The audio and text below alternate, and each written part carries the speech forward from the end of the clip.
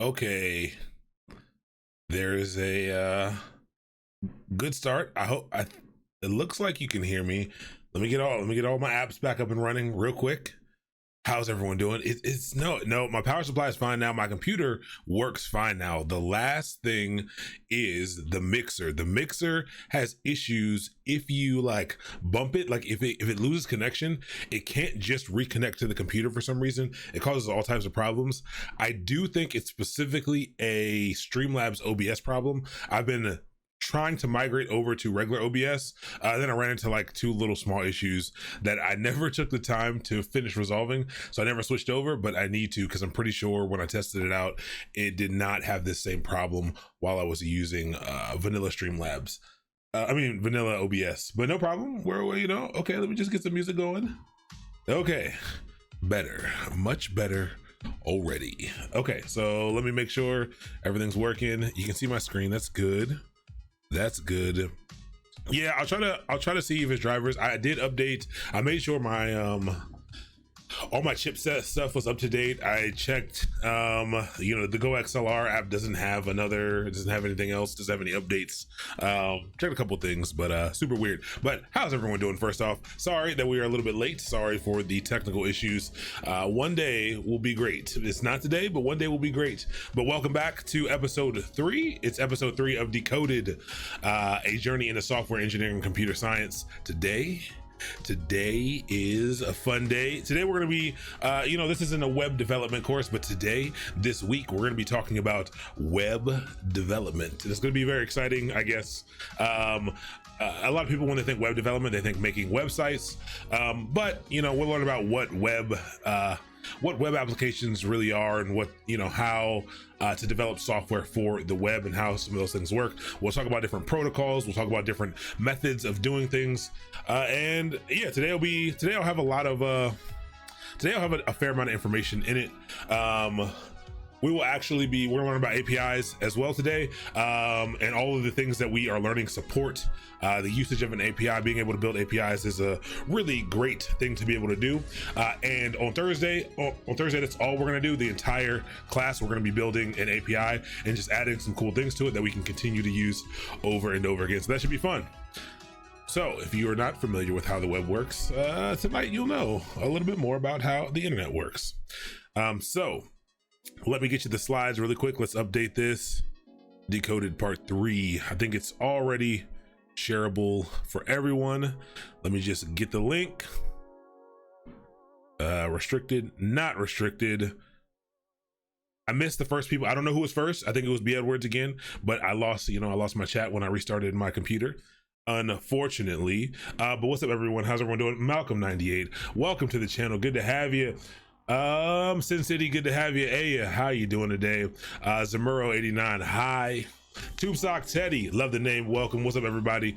Jumpman408, good to have you. I'm confused about something. What is considered a software engineer? Is it the same as a developer? Is web dev required? Phenomenal questions, Malcolm98. We can absolutely start off with that. So it does get a little confusing. I will say that 85 to 90% of the industry, in my experience, uses these terms interchangeably. They use software engineer and software developer and web developer fairly interchangeably in most places. Some places, a software engineer specifically handles more of their really all the things that they might be still doing web development, but they generally aren't working on they're working on usually bigger applications, in my experience at least, or different types of applications that don't necessarily just serve the web.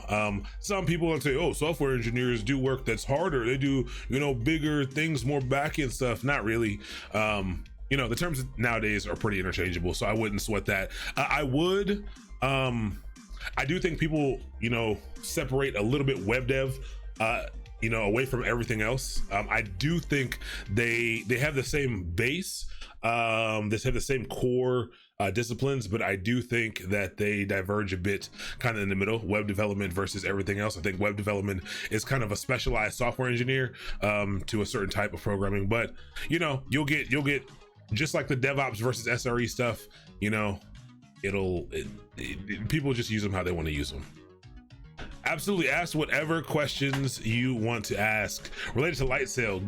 I'm interested to hear what question you have about light sail, Mr. Pentakills. Light sail, for anyone who doesn't know, light sail is a VPS offering from AWS, which is a virtual private server offering from Amazon Web Services. If you're someone who uses like DigitalOcean, if you've been doing development work and you use DigitalOcean and you find those VPSs to be easy to use, Amazon Light Sail is Amazon's answer to this, because people find EC2 a bit intimidating. EC2 is a little more expensive and has extra features that you probably don't need. So absolutely ask away. We'll try to get to the answers in between everything. So let me get you the slides. Let's update that. Did I actually copy the link? I think I did. Exclamation point. Slides. And no, commands. Edit.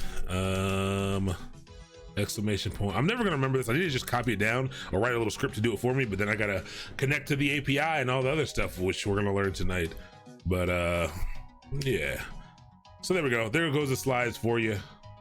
Feel free to grab them. Feel free to hop on in there and follow along if you want. If not, they'll be up on the screen the entire day. And by the entire day, I mean probably the first 30 minutes. So if you were here yesterday, one, thank you for sticking around for so long. We basically turned a 2-hour stream into a 4.5-hour stream. I feel like, well, 7, 8, 9, 10, 11, around 11:30. Yeah, we're on for 4.5 hours, just troubleshooting, just having a little fun. I'm probably going to continue to, like, if we run into issues like that, one, I'm going to start going through some of the stuff beforehand, just to know where the gripes might be. But I do think we should continue to go through those troubleshooting sessions. But I do want to get to an endpoint. I was confident we would get to an endpoint, and I could have not explored some of that stuff.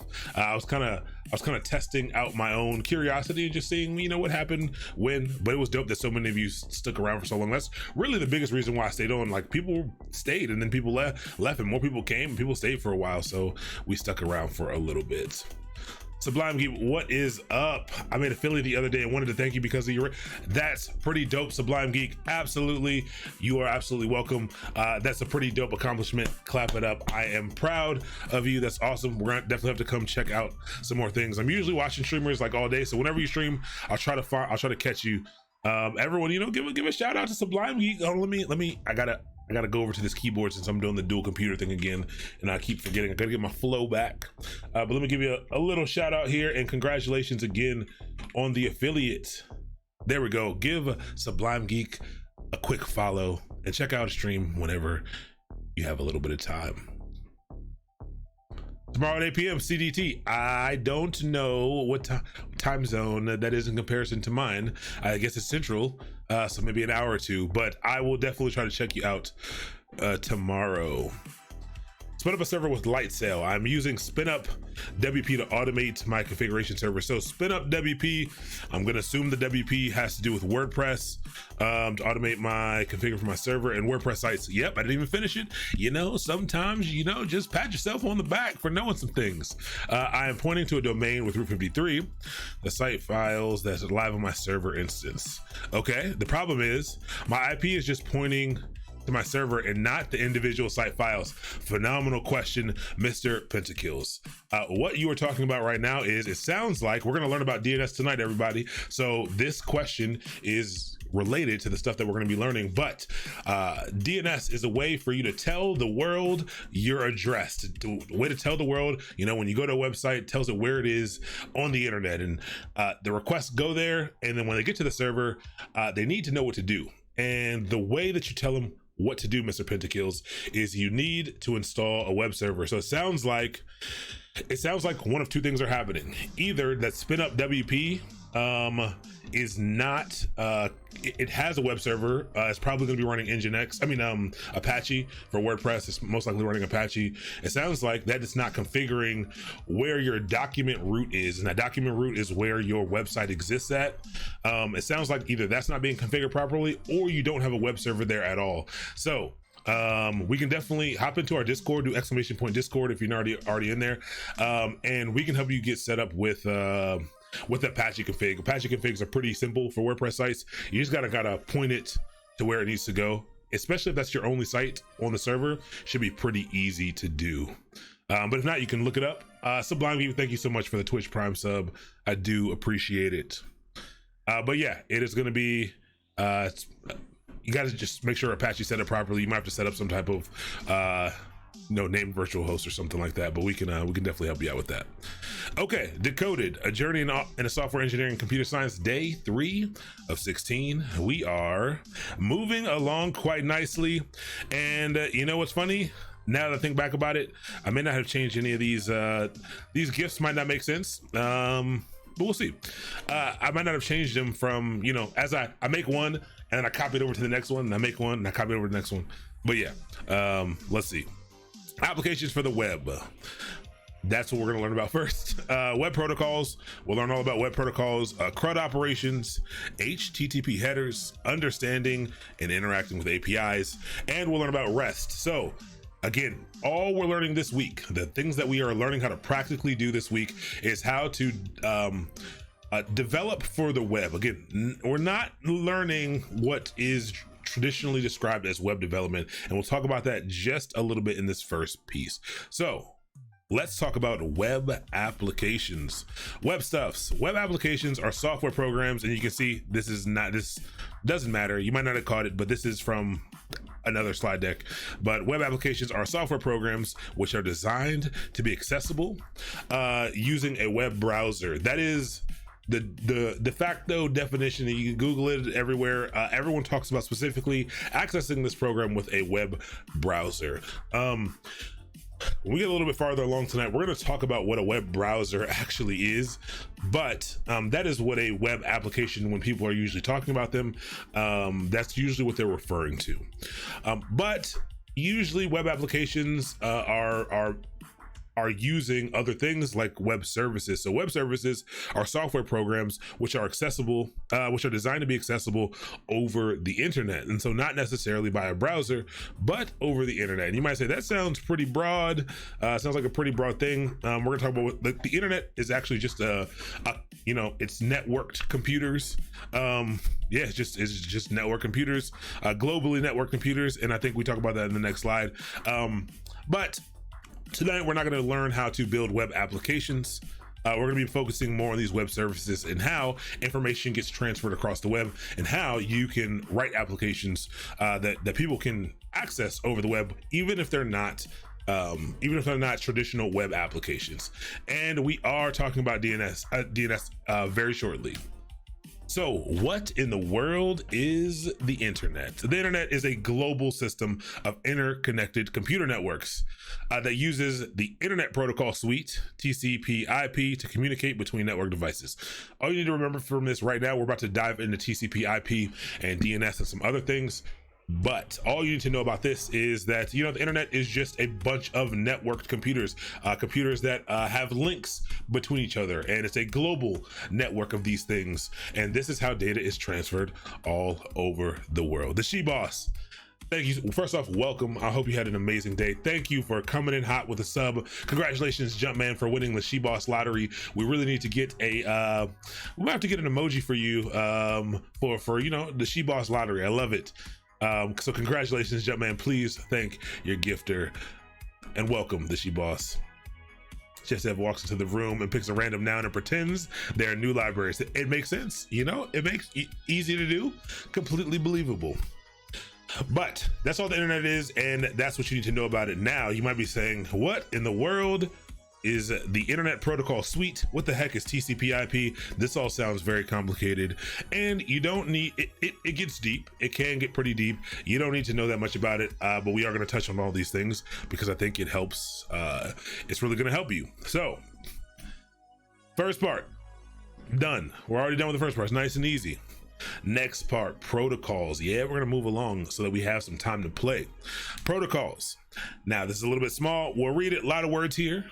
The goal is to understand the concept. So TCP/IP, they are two different things. That slash is a separator. It is not the whole thing isn't TCP/IP. It's TCP and it's IP put together.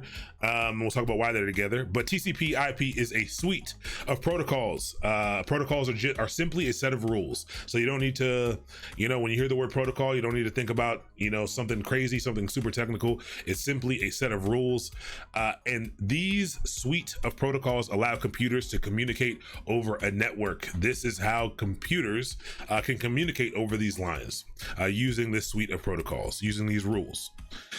So the first one, even though TCP is first, we'll talk about IP first because it's probably the one that you're mostly familiar with.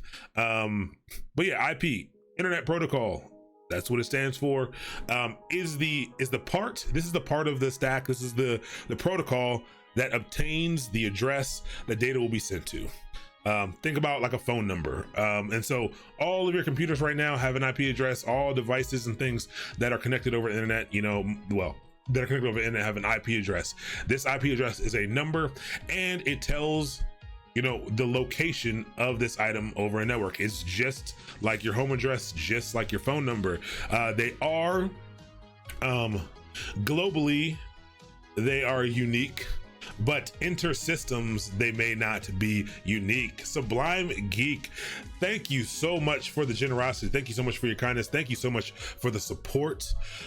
Thank you for the 10 gifted subs. Everyone, thank your gifter, please. Now, thank you. You didn't have to do that. I do appreciate it. Again, everyone, clap it up for Sublime Geek for making affiliate. I appreciate the pay it forward. I'll make sure to also pay it forward as well. Thank you very much. But yeah, IP. You've probably heard of IP address before. If you go to Google and type in what is my IP, it'll give you some numbers. It'll give you, what is it, 4 octets?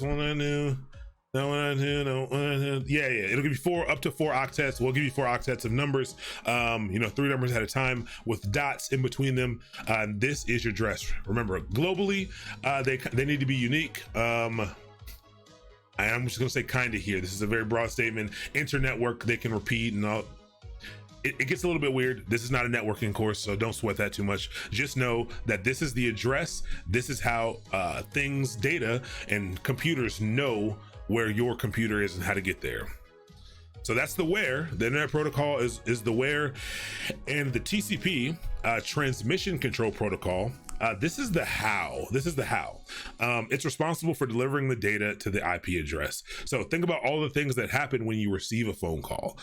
Your phone has to ring, and then once it's picked up, each person's voice needs to have a way to be transmitted to each other. And so TCP kind of takes care of the rest. It transfers the data after it knows where to transfer it to with the IP. TCP, that suite of protocols, tells it how to transfer that data properly. There are other ways to transfer data. TCP is not the only way, but this is the main stack of suite of protocols that runs the internet. This is how things work.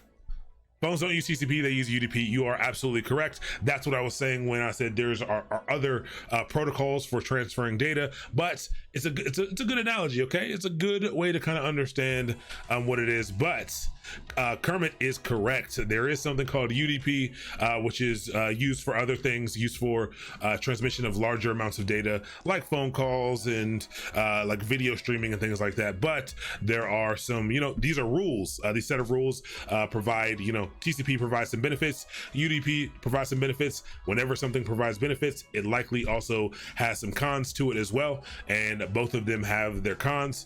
And if you want to find out about those things, there's some YouTube videos in the DevOps stuff. We talked about some networking, but absolutely. Okay, so TCP IP, whenever you see that, people talk about it a lot. Just know those are the suite of protocols that basically run the web. Now, here are some more protocols and ones you might be more familiar with. One is HTTP. You probably heard this before. This is Hyper Text Transfer Protocol. Back it up a little bit. I want to be clear that for your purposes here, if you're here to learn how to code, again, you don't need to memorize all of these acronyms. Do your best to. They'll come up again and again. But when you see them, I do want you to try to remember, what it is that we were talking about. But you don't really need to remember what TCP stands for, or anything like that. But just, know that that's a suite of protocols that runs the web. HTTP, there's a protocol for the web as well, Hypertext Transfer Protocol. This is web communication protocols for sending and receiving text-based messages over the internet. So it's still being sent over the TCP IP stack, but that is what it is. So Hypertext Transfer Protocol, specifically for text-based messages. And that word text-based is probably gonna be a little confusing, but we're gonna leave it as is. We're not gonna dive super deep into this. And it runs over port 80. So these ports on computers are basically channels of communication, and they can only be consumed by one program at a time. And protocols, these different kind of protocols and different applications and services, they typically run on specific ports. And so I think I can probably find a cheat sheet for like the common tools and things and what ports they run over. You'll start to memorize which ones run over which. Port 80 is the standard default port for HTTP, and this is kind of the standard of the things that you reach out for in your browser. It is with quotes around it is HTTP. So you see right here, HTTP:// when you have to type that in your bar, when you see that pop up in the bar in your browser, that is because that prefix tells the browser what protocol to get this information using. So that's HTTP. Not really actually used very much anymore over the web, because there is HTTPS. So same thing, Hypertext Transfer Protocol, but the S is for secure. So HTTPS, this is probably what you see a lot more often. When you think HTTPS, think about that little lock up in the corner. Right here, this little lock is probably tiny, but you can see it. Connection is secure. And if I go over to Twitch, got a little lock over here, and if I actually click into this, it shows that it has an HTTPS:/ on the front. That is because it's using the Hypertext Transfer Protocol secure. And it just shows you that your connection is secure. But what does that mean? Secure. How is your connection secure? It means that data that's transferred between the server, so the computer that is serving the data, the computer that is delivering your computer this data, and your computer, so the connection between them, when data is transferred between them, that data is encrypted. What does encrypted mean? Encrypted means that the data is basically modified before sending. There's a key, there's a way of unlocking it basically, but it's basically changed up a little bit. It's a little code. It's coded, you know how in the old days when they wanted to deliver a message in the newspapers, they had put some letters over here and stuff, and they make a secret code. It's kind of like that. And your computer and the server have the decoder. They have the thing that they need to be able to decode this information, and they can transfer information back and forth. So if someone should grab the data in the middle, they wouldn't be able to read it. That's all it does. We are gonna talk about SSL a lot more in here actually, because we're gonna be setting up a few things. But we will talk about SSL, and you'll learn how to set up SSL and TLS. I keep saying SSL. We're gonna talk about that right now. So encryption is enabled via SSL/TLS. Really just TLS. SSL is deprecated, but it was used for so long that people will still refer to this web encryption as SSL. And I think SSL stood for Secure Socket Layer, and TLS stands for Transport Layer Security. Let's check it out. Got to make some guesses. Got to shoot your shot sometimes. Let's see. What does SSL stand for?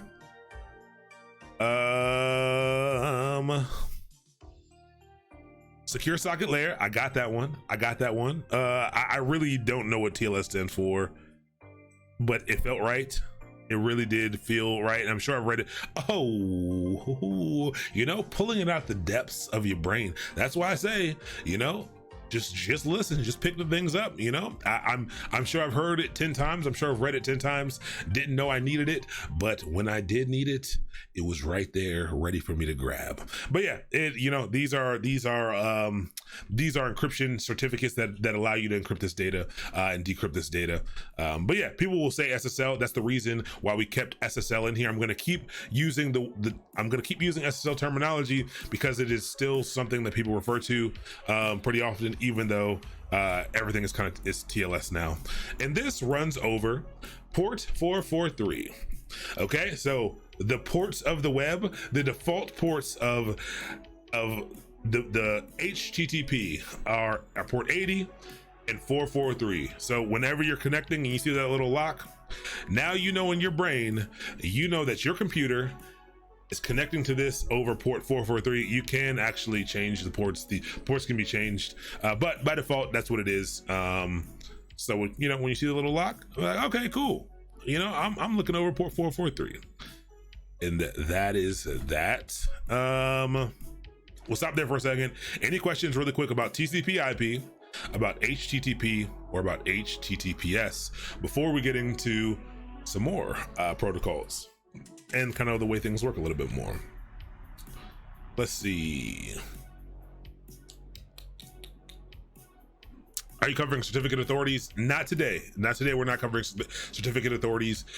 We will probably only cover certificate authorities in the pipelines course. I'm not sure we'll get that deep here since the focus here is that's not really the focus here. But yeah, probably in pipelines. Might be too much guacamole. You know, just a little bit for here. SIM packets are encrypted, including the header. Yep. That's called faith. Absolutely, Hansky design. You know, you just throw it out there, hope it sticks.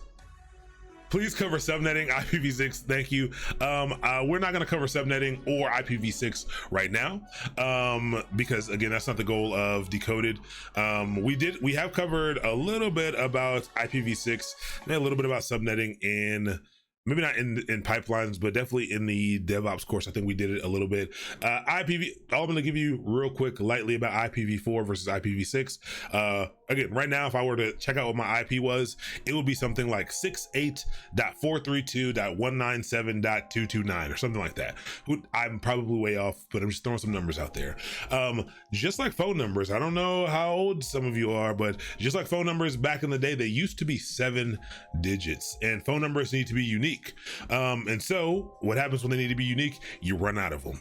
You absolutely run out of them. So that version of IP addresses, that version of the IP protocol of the internet protocol is IP version 4, IPv4. And you know, with so many connected computers, so many connected devices, we are, if not, like we're basically out of IP addresses. So things are moving to IPv6, IP version 6. You might say, where was version 5?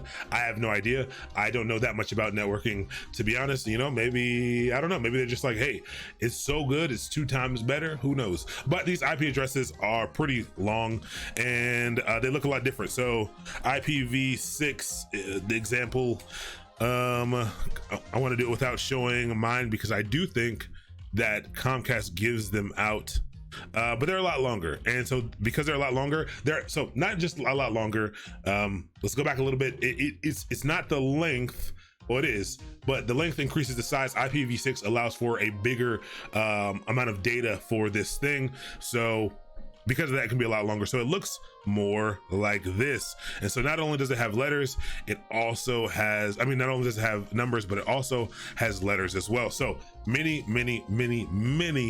more addresses. So that's exciting. That's IPv6 in a nutshell.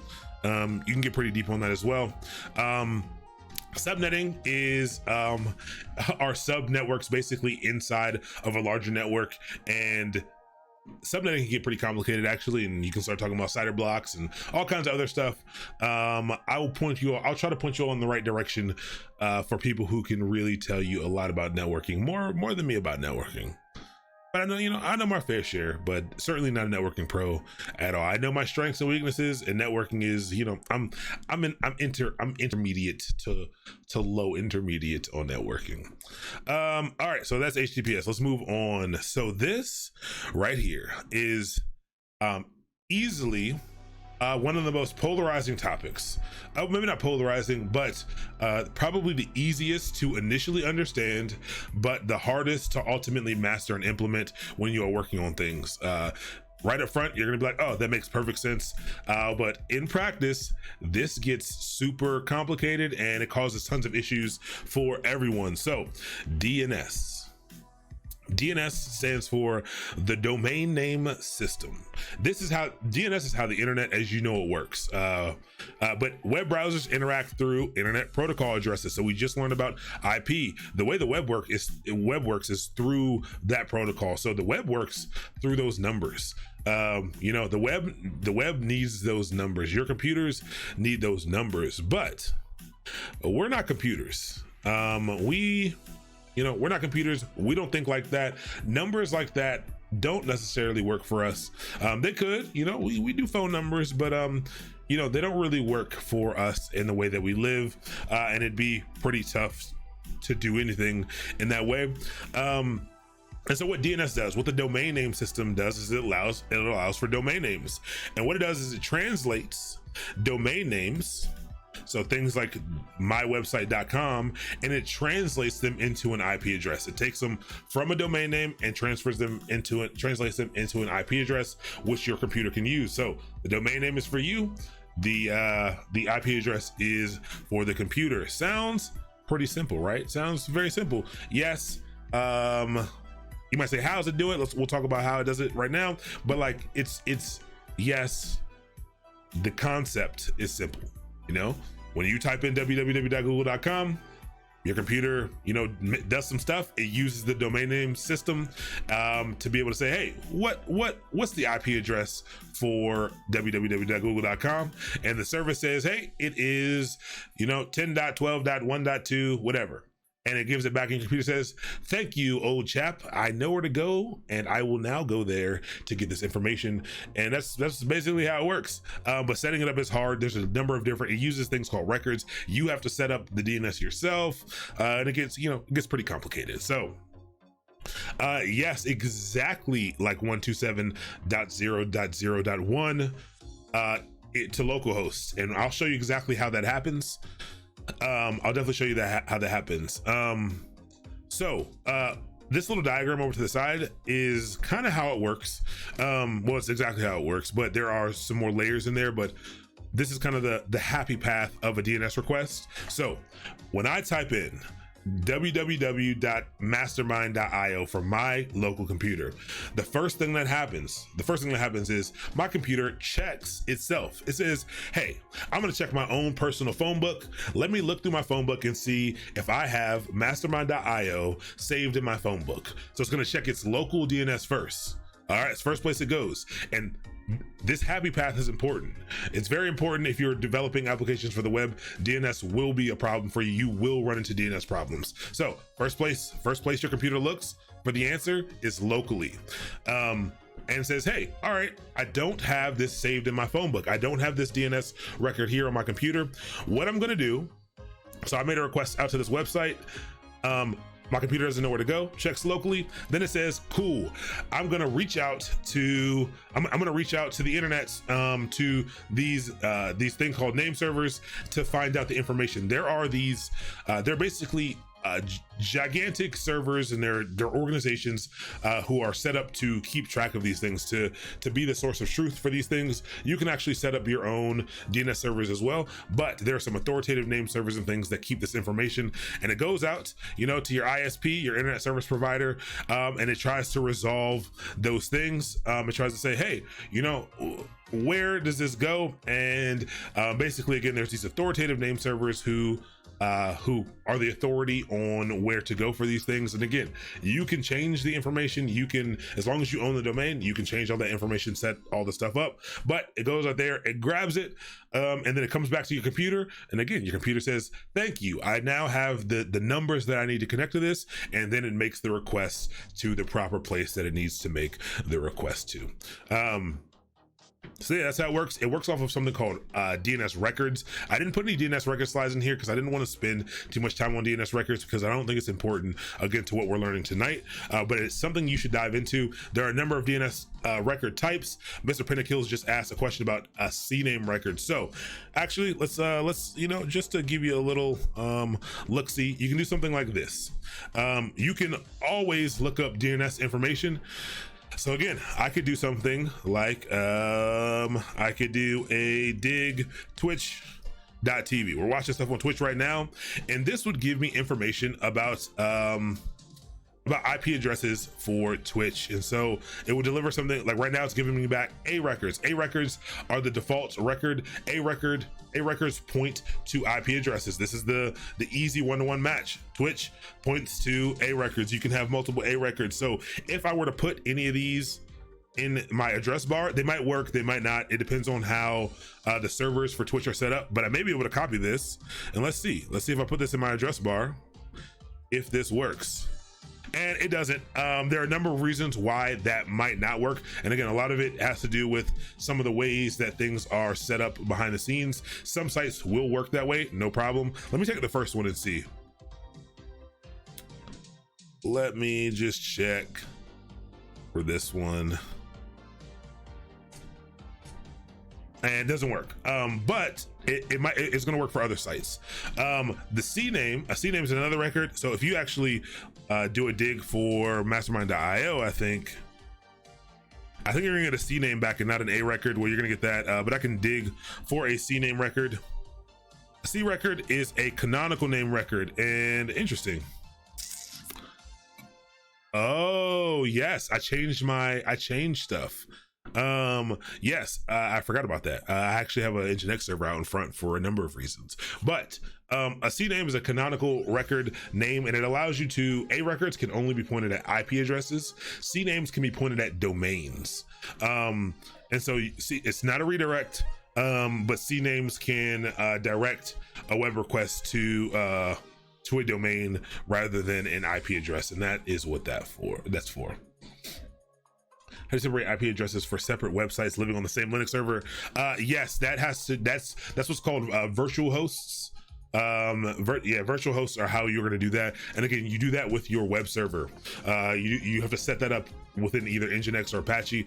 Like I think you said you were using WordPress, so I can send you some information on how to set up that stuff in Apache. The first time I remember very distinctly the first time I had to do this, and it blew my mind. Like, it was very difficult for me to set up. It's not hard to do, but it was very confusing at first. But that is how you do it. And yes, dig is how you look up how you do DNS queries. DNS is a service, and so it's a tool for querying DNS servers. And so if I just do a man on dig, it's a DNS lookup utility. So that's all that is. And again, not super important. Just know when you make a request to a website, or when you make a request to a domain name, that your computer is looking that information up and finding out what IP address is associated with that thing, and then it's using that IP address to find where the server or the computer lives to get that information. And that's how the internet as we know it works. If you don't, like, if you know the IP address, you usually can still get to that site. The site may not work properly, but you can usually still get to the site for most normal people things. All right, let's move on. Now that you know how the internet works, let's move on to APIs. So there's a lot of information tonight, actually.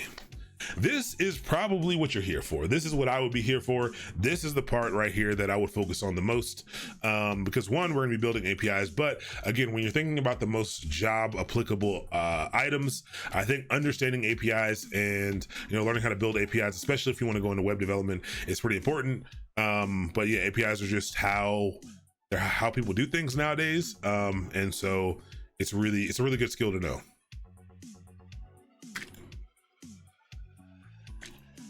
Oh yes, I use the man command, Mr. Pentakills, to be able to see the manual, for the command that I want to run. So if you're ever looking over like a tutorial or something, and they're running a command that you have no idea what it is, just type in man and the name of that command, and as long as that command is installed on your computer, it should tell you kind of what it is. It should tell you what it is. All right, so APIs. It stands for Application Programming Interface. So an application programming interface is an interface or communication protocol. So it's a communication set of rules between a client and a server, intended to simplify the building of client-side software. Let's break it down. Mewtrue, welcome. Shout out to Mewtrue. How are you doing? I saw you. I hopped into. I rated somebody, and then somebody rated Jordan, and then I saw you in the background for a little bit, and then Jordan left. It was when he was building. I'm very interested in the application he's building. I'm going to be the #1 revenue grossing account on his product. So Whole Nudes. I love it. It's a great name, and when it's released, I will be the #1 grossing individual on there. But the Alt F4, everyone's coming through. How are you doing? Thank you so much for the raid. Welcome everybody who's coming over from the Alt F4 stream. It is amazing to have you. We are here. We're talking about building applications for the web, not necessarily web development, but we are talking about building applications for the web this week. We just learned about DNS and different internet protocols, TCP/IP, HTTP, HTTPS, and now we are about to learn about APIs. We're gonna be building an API on Thursday, but tonight we're gonna learn about APIs and how to interact with them, and we'll interact with some of those a little bit. But definitely shout out. I'm back on the 2 computer game, so I gotta turn to the side and gotta get my flow back in order. Oh no! Well, let's see. Let me see here. DNS don't never stop. So first off, DNS, I gave it a little bit of a bad name at first because I said you will run into issues with it. It's true. You will run into issues with it, but don't be scared of it. Lean all the way in. And right now, you may be like, how can it be confusing? It's because there are a lot of records, and changes aren't immediate, and it's very hard to verify certain things with DNS. So you got to be a little bit careful with it.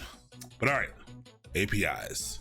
An application programming interface is an interface or communication protocol, again, communication set of rules between a client and a server, intended on simplifying the building of client-side software. A lot of words there. What in the world does any of that mean? Well, first, an API is a way for, if I build a system, I build a cool system that does a bunch of cool stuff. Maybe it's the weather. Maybe I am, the expert on gathering weather data, and I have a lot of data that people can use. If someone else wanted to write an application to be able to, use some of this data as well, they would have to write their application. They would have to know how mine worked.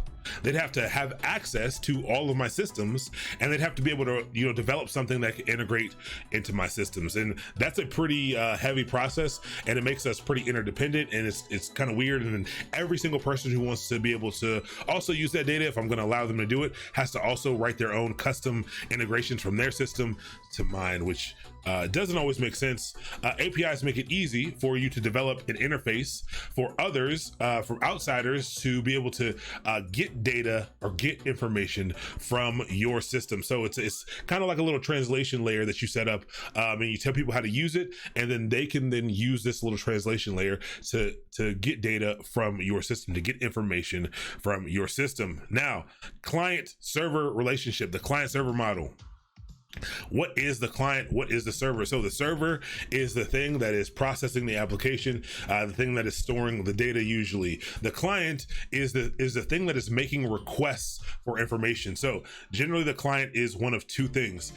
One is it's either the front end of your application that is reaching back to the server to grab some data from the database or something like that, or it is your browser. So your browser, when you're requesting data, especially the way things are built nowadays, your browser ends up making requests. It gets some initial information from one server and it starts to make requests elsewhere to other servers to complete its information, and that is the client. So the client is the thing that's getting the data, and the server is the thing that's processing that data. Again, very high level.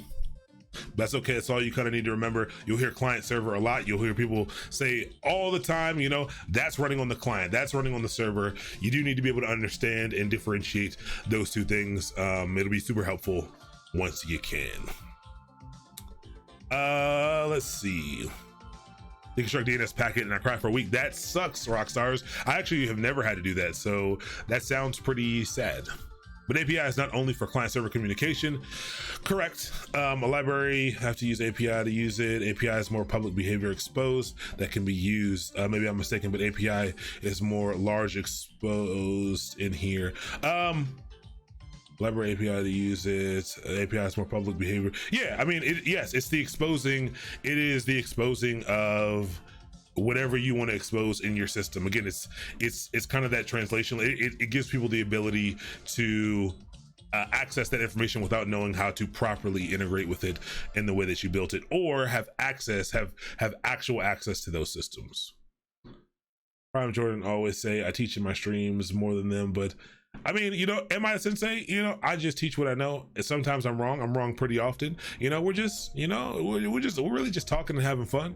That's all it is. I learn a lot from everyone's streams. I spend a lot of time lurking in almost all of your streams, and I learn a lot. So teaching doesn't have to be direct. You can learn a lot by osmosis, sitting there just taking it all in, and I'm like, oh, I've never seen that before, but now I gotta go look that thing up, and then one day we'll look up and we'll all be smart. We won't actually be smart, and that's the goal, guys. I'm not lying to you all. The goal is to not be super smart at all this stuff and know all this stuff. The goal is simply to know more than 99% of the population, which 99% of the population is not looking at this stuff right now or learning these things right now. So again, you don't have to know it all. You just have to know more than a lot of other people, and it's much easier than you think it is.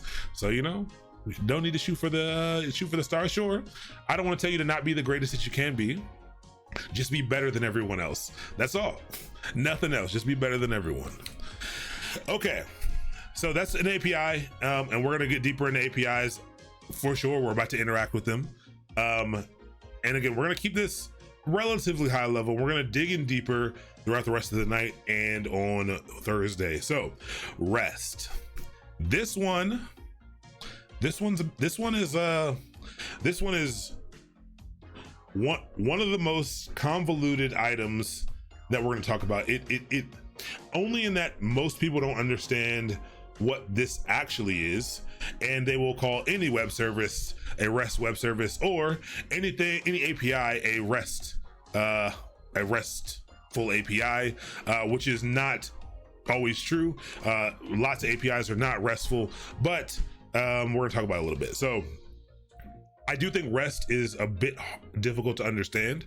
I think it takes some context to understand it, but REST, it determines how the API looks like. And I took this because I do think REST is a little bit difficult to explain. I took this directly from a website. I need to go back and give them their credit here, but it determines how the API looks like. I didn't write that. Maybe that's right, but it doesn't sound right to me. But it determines what the API looks like. So REST stands for representational state transfer. So representational, it's representing.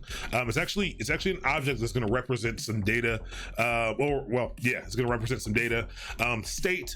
We've talked about state before a little bit, but state being the current existence of something and transfer, that's getting it to you, that's it's getting information to you or to the other place.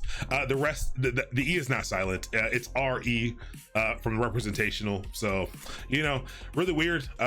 It's interesting because it actually came from a guy from his like PhD thesis or something like that, and it's more of it's a way of doing something. It's not a technology. It's a way of developing and a system for representing information. But it's a set of rules the developers follow when they create their API. So again, want to make that very clear. REST is not a technology. A lot of people think REST is a technology. It is not a technology. One of these rules, just one of the rules of REST, we're not going to learn all the rules of REST, states that you should be able to grab a piece of information, a piece of data called a resource, when you link to a specific URL. And the reason I took this little bit here, as opposed to all the other things I could have taken that went deeper into this, is I think when I was first understanding APIs and understanding RESTful APIs, I think the URL thing was really cool, and it really helped a lot because I before worked with different services. I worked with SOAP services. There are other web services that are not RESTful. And the concept of being able to retrieve a resource, so retrieve an object, a data object, via a specific URL, was very interesting to me. And I think as we start to dive into retrieving information from an API tonight, I think that'll make a little bit sense. So REST, simply a way, it's a set of rules. It's a way that you build out your API, and it's representational state transfer, and state is usually the reason why when someone builds an API that it's not RESTful. Basically what a RESTful API does is it makes requests. It makes requests to update at any given time, give you a proper up-to-date state of how things are, whether it's the data or whether it's what you're seeing on the front end. It's making these requests to be able to get a state of data at any given time, and it usually puts it all together for you. It makes a cool thing when you're looking at it from a browser. But again, it gets a little complicated. I think we're gonna have to look at some examples, and I'll see if I can find some good examples to show you a RESTful web service versus a non-RESTful web service. Okay, now really quick. REST seems like a domain name in reverse, most generic to most specific, whereas domain name seems specific to least. That is very interesting, EQ Explorer. I had to stop for a little bit and then let my brain crunch it up a little bit. That is very interesting, and I think you are absolutely right. That's very interesting. First off, that's an impressive way to combine what we just learned into what we're learning now. Very impressive. But yes, I agree. Most specific to least. I think that'll make more sense. We're about to start making some requests in a second. That's pretty good. I like that. I definitely like that. But the anatomy of a request. There's just kind of the four. There are more pieces of requests actually, but these are kind of the main things that happen when you make a request. A request is, it's retrieving information from that URL, or passing information to that URL. But the endpoint, so everything's at a URL. That endpoint is it's a domain name usually. So it may be, if I had an API at mastermind.io, maybe it's at mastermind.io/API, and that is the endpoint. So requests that are made, that is the entryway into the information that you can retrieve from me. That is what I'm exposing to you, and that would be the endpoint. The method, we're about to learn about CRUD and HTTP verbs, HTTP methods. This is what you want to do. So you can do more than just get data. You can give me data. You can update things. You can remove things. And so the method, so you're making a request to an endpoint, you're telling it what you want to do when you get there. Headers are a little bit of information. We're gonna learn about headers in a second, but it's a little bit of extra information to send along with your request, and the actual data that you want to include with your request. These are the 4 things that generally happen when you are making a request. So it needs to know where to go with the endpoint, it needs to know what to do with it. That's the method. It needs to know, it needs to have some supporting information. That's number 3. And then it needs the payload. It needs the actual thing that you're updating or getting, and that's the data itself. Okay. So kind of short on APIs, but we're spending the least amount of time in this section because we're for the rest of the time, once we're done with this next 2 pieces, we are only going to focus on APIs. And again, all this stuff ties together, but we hopefully when we get hands-on, it'll answer some of your questions. Now, CRUD, it's an acronym for create, read, update, and delete. And so these are operations that you can do. CRUD exists. This is not a specific RESTful thing. This is not a specific HTTP thing. CRUD originally came from the operations that you can do to a database. And so these acronyms are generally they're usually trying to explain actions you can take to do something to persist data, to data that persists, data that sticks around. These are the operations that you would use. And again, it makes a lot of sense when you're talking about databases. And a lot of times, behind the scenes after these web requests, you can use these different CRUD options. They are generally doing these things as well with the database a lot of the times. But create, read, update, and delete. These are the actions and the operations that you can do. Create, obviously, creates data, creates information. Read, obviously, reads information that allows you access to read information. Update allows you to take information that already exists, or data that already exists, and make changes to that and update it. And delete removes that data. So in terms of HTTP or hypertext transfer protocol, there are verbs that go along with this. You might see HTTP operations, HTTP verbs, CRUD operations. They're all the same thing. And specifically, these are in reference to HTTP. REST has them as well. There are a few small differences between REST and HTTP verbs. They are almost the same, with HTTP having some overlapping pieces. I don't know what that was. And this is actually, although this is HTTP verbs, I didn't want to make it too confusing. So I actually think this list is kind of how REST is, not super important. Goal is the greater concept here. So these are things you can do. Remember we talked about that method. You hit the endpoint and then you have to tell it what to do. When you want to get information, you make a get request. This is the top. You get information. That's how you read. That's the read portion of CRUD. So when you want to retrieve information. Post is how you create new data. So if you want to make a request, you want to make one of those requests. If the method is post, you are going to be attempting to create data at whatever endpoint you're trying to hit. So that is the create. That's how you create data. So that's the C in CRUD. Then there's put. Put allows you to update. Put allows you to update. So does patch. Put and patch allow you to update. I only differentiated put and patch. A lot of people use them interchangeably. Patch, partial update is what I found when I started to look deeper into it. Put is also a partial update, but I think for puts you don't have to include the entire payload, maybe. But yeah, and then delete is to remove. Pretty simple there. That's the D in CRUD. So these are your verbs to either get information. Post, put, patch, or delete are generally what you are going to be doing. Delete or might encounter the term destroy.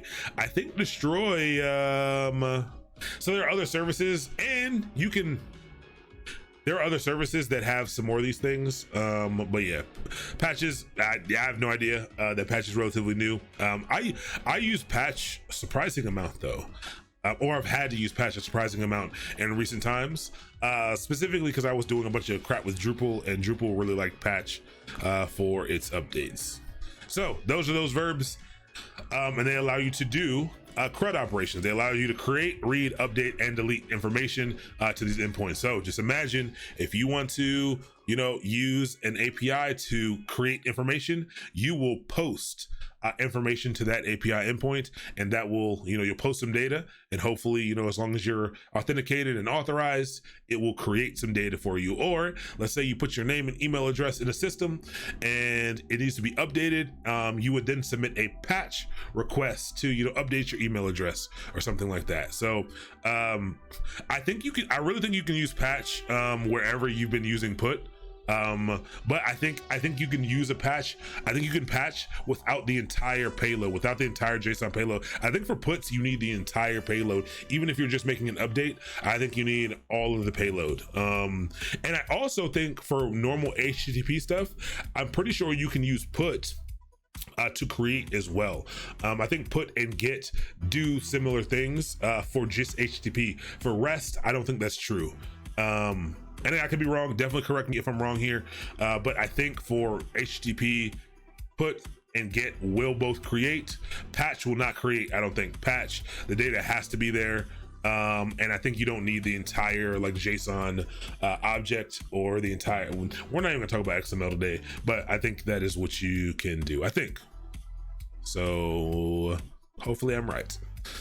All right, so the last thing here that we're gonna learn about is the HTTP headers. Gotta learn a little bit about the HTTP headers. Headers are fun.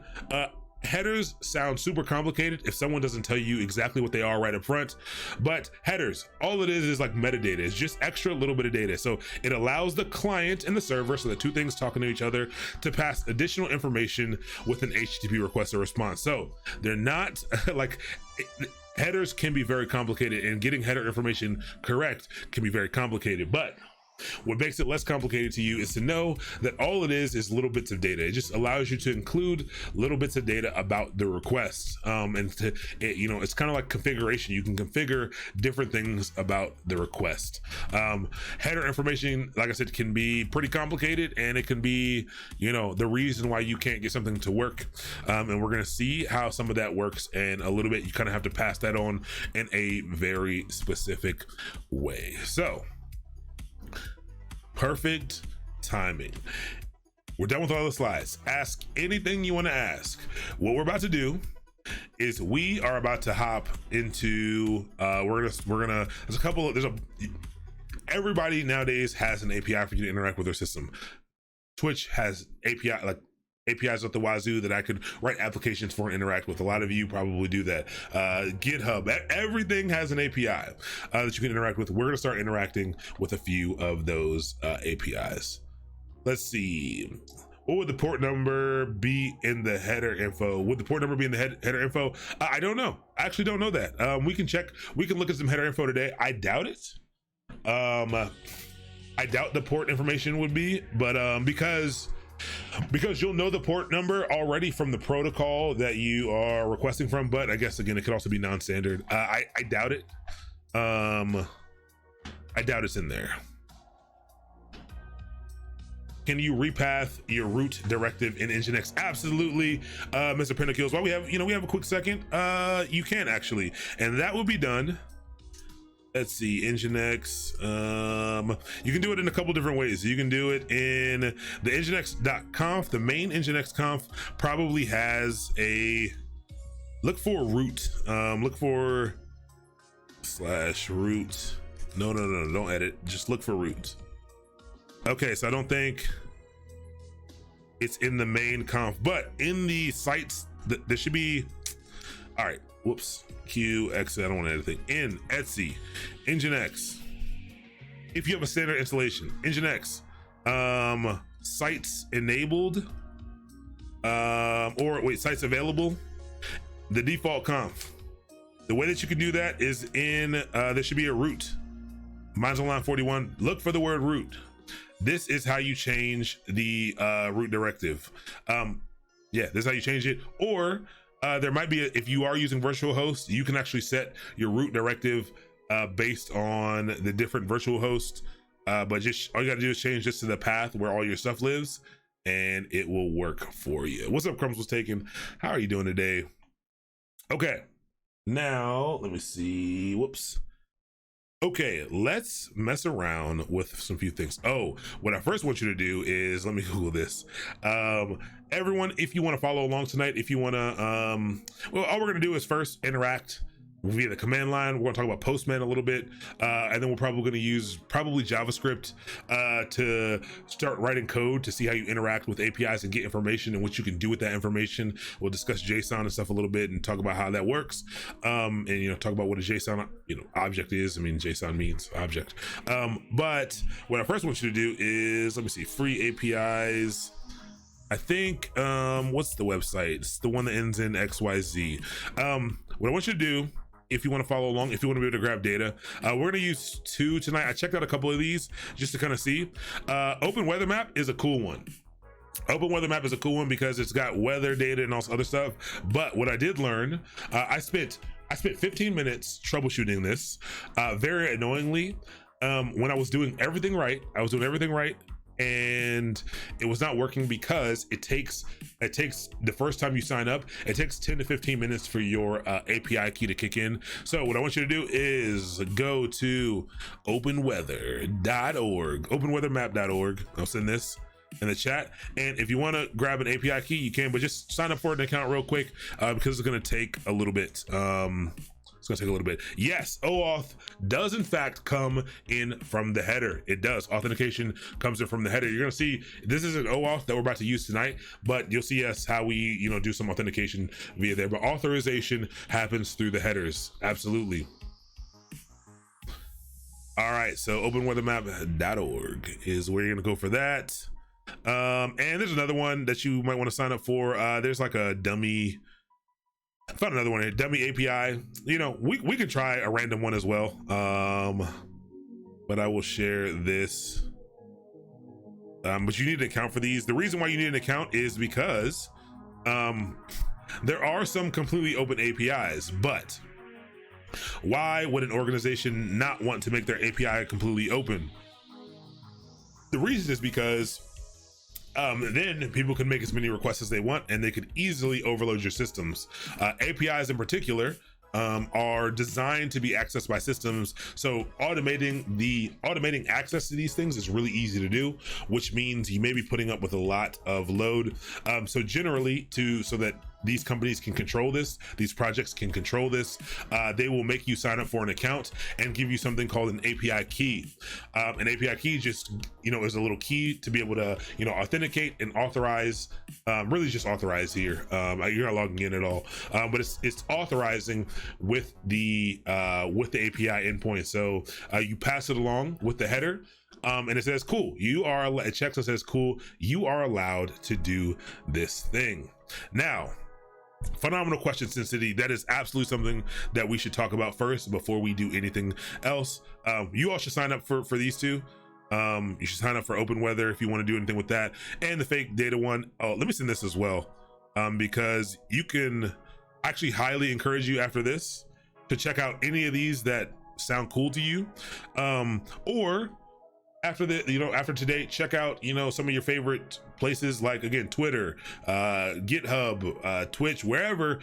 Pretty much everything has the API. See what you can find, see what you can see what you can authorize with, see what you can get information from, see what cool things you can do. I would just go explore.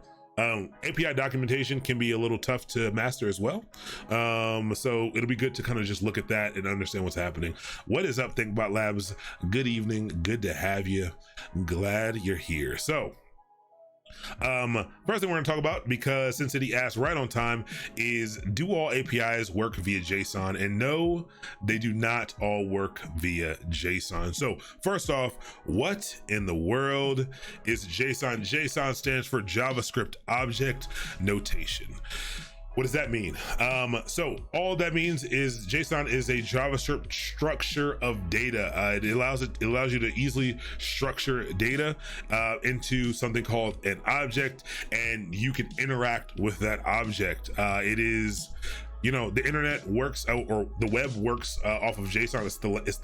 It's the dynamic programming language of the web, and it is, you know, it's the way people transmit data now. JSON is super cool. You know, it's not terribly hard for you to understand as a person writing it. It can get a little complicated and a little bit weird, but it's just a way for you to easy way for you to send to construct and send data. And a lot of APIs, a whole lot of APIs choose to use JSON as their method for this. There are other ways to do this. The other big one is XML. That is, you know, being heavily phased out by JSON, but XML is, a lot of web services still use XML. A lot of APIs, you know, there's still obviously a lot of APIs that use XML. XML, I don't know what the X in XML stands for, but I know that the ML stands for markup language. So, while XML is designed to do a similar thing and to transmit that data, there are a bunch of different caveats to the way it works. One is stateful, one is stateless, and one is like, because XML is a markup language, it actually can allow for the display of that data that comes back. So extensible markup language. I have not done a lot with XML. I mean, I've worked with applications that you know, sent data over XML, and I've, you know, parsed the stuff. Oh, you do have to, everything in XML is a string as well. So XML, all the data that's in XML doesn't have types, but JSON, everything in the JSON object can have types. So in the JSON object, you can have strings, you can have integers, you can have Boolean values. Everything in XML, I believe, is a string. So if your API returns XML, or if an API returns XML, you then have to parse that data. You have to parse that data to figure out what you want to do with it and what you need to do with it. So it, you know, that different scenarios. There are scenarios in which XML I think is still good for. I don't know what those are, but you know, yeah, JSON is kind of the thing that people are using nowadays. What's up, FF Cloud? Welcome to the channel. Also, Snorting Milk, didn't see that notification. Welcome, Perica 303, RGO Dev. Welcome, Bossman Snake. I love it. One Shield, Zulex. Welcome to the channel. Good to have you all here. So that is JSON. JSON is, you know, when you see it, you know it's JSON. It's basically a bunch of keys and values. That's all it really is. Once someone said those words to me, it made it super easy. So it's a bunch of keys and values, like name, and then so name is the key, and the value would be Aaron, and that value can change, and the key would be age, and it would be 30, and it would be, you know, location, and it will be Baltimore. So a bunch of keys and values, and you can nest data via it uses curly braces. Curly braces, commas, and colons are all you really got to worry about there. And yeah, so we're gonna see that right now. There are a number of ways, a number of tools that can help you manage those things. Now, so that's a little bit about JSON. And again, not all APIs will return JSON data, but most of them do. Or so I'll take that back. I don't even want to say most of them do. I do not know that to be true. That is just the common thing nowadays to do. So once you get logged in, I'm gonna sign in really quick to this. I actually don't even know if I know my password. I should know it, or I should have created it with LastPass. Let's see. Let's try this out. Let's try a couple of different semi-secure passwords. Yes. Yes. JSON is absolutely like a dictionary in Python. It kind of looks like a dictionary in Python as well. But yes.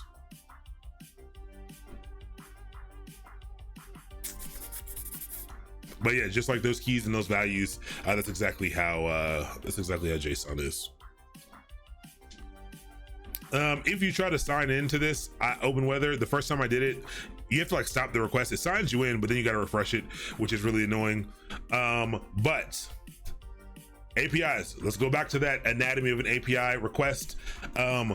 One, a request to an API endpoint is a request to a URL. So you don't have to do anything special to hit an API endpoint. You can absolutely make a request to an API endpoint right in your web browser. It is in fact a web request, nothing special there. So you just need to know where to go. you need to know where to go, the endpoint that you need to hit, what you can do there, because there are rules, so that you know what you can do there, and you need to know how to authorize with the endpoint. So generally there will be some API documentation somewhere. I think for this open weather site, I think you might have to, like, it's free. It says purchase everything. It's free, completely free, for a certain amount of requests. I think what you have to do is like, I think you have to go to API keys. Now, you should never share these API keys. I don't really care right now because I don't care about the service. If you, I'm gonna rotate these anyway after this, just so you don't like do something crazy and they think it was me. But you can generate these API keys. It's really small on your screen. This API key is essentially your password. Keep it safe. Don't let anyone see it. It is a secret. Yeah, it is a secret. So, you know, you want to steal it right now, it'll only work for a little while. And you probably type it wrong if you have fat fingers like me. But you're gonna need that generally for these sites, but don't worry about that right now. First thing we're gonna do is we're gonna make a request to, we're gonna find the API endpoint. So generally there's some, you know, somewhere there's gonna be some instructions on how to do it. You can probably click API or something, but if you go to services, I have this here. I don't remember if I added this or not. If I didn't, this is the current weather and forecast. So they have a bunch of different types of APIs here, and let me see if I can see where to do this. Okay, so I think you have to go to one of them, and I think I did this one, the very first one, and you click the subscribe button, and you just gotta subscribe to it. It'll give you it'll take you to a page where they want you to buy it, but you don't have to. Just click get API key, and it should take you to your to this page, and just click API keys. And that's how you can get it. But if I go to, let me go back to that screen because I never remember where to actually go with it. Let me go to learn more. It should take me to how to get historical weather data. Whack. Oh, they give you some JSON examples. I don't want that. They have a space for API documentation. Let me see if I can find it really quick. API, maybe the get started link. If I go to get started and I go to API documentation, I'll send you this link.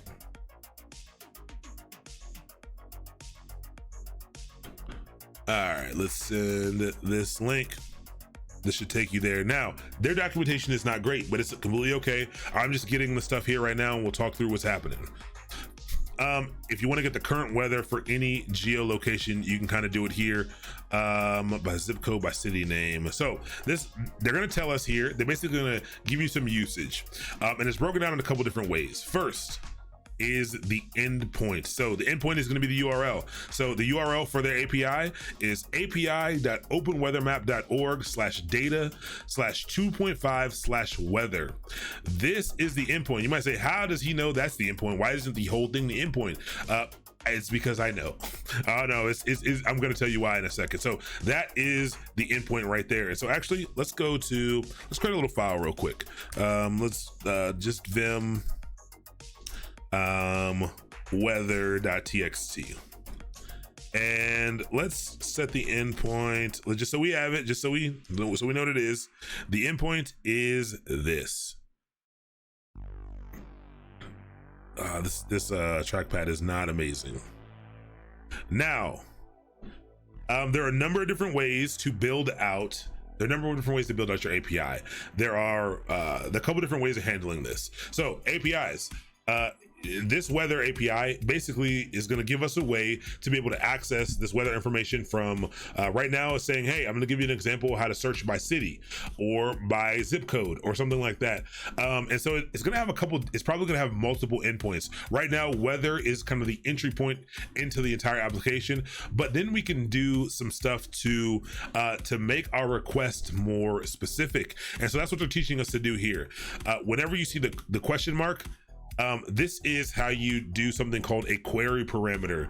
Query parameters are how you pass along information to get more specific information. And again, you can't pass along whatever you want. You got to look through the documentation to figure out what is allowed and what is set up.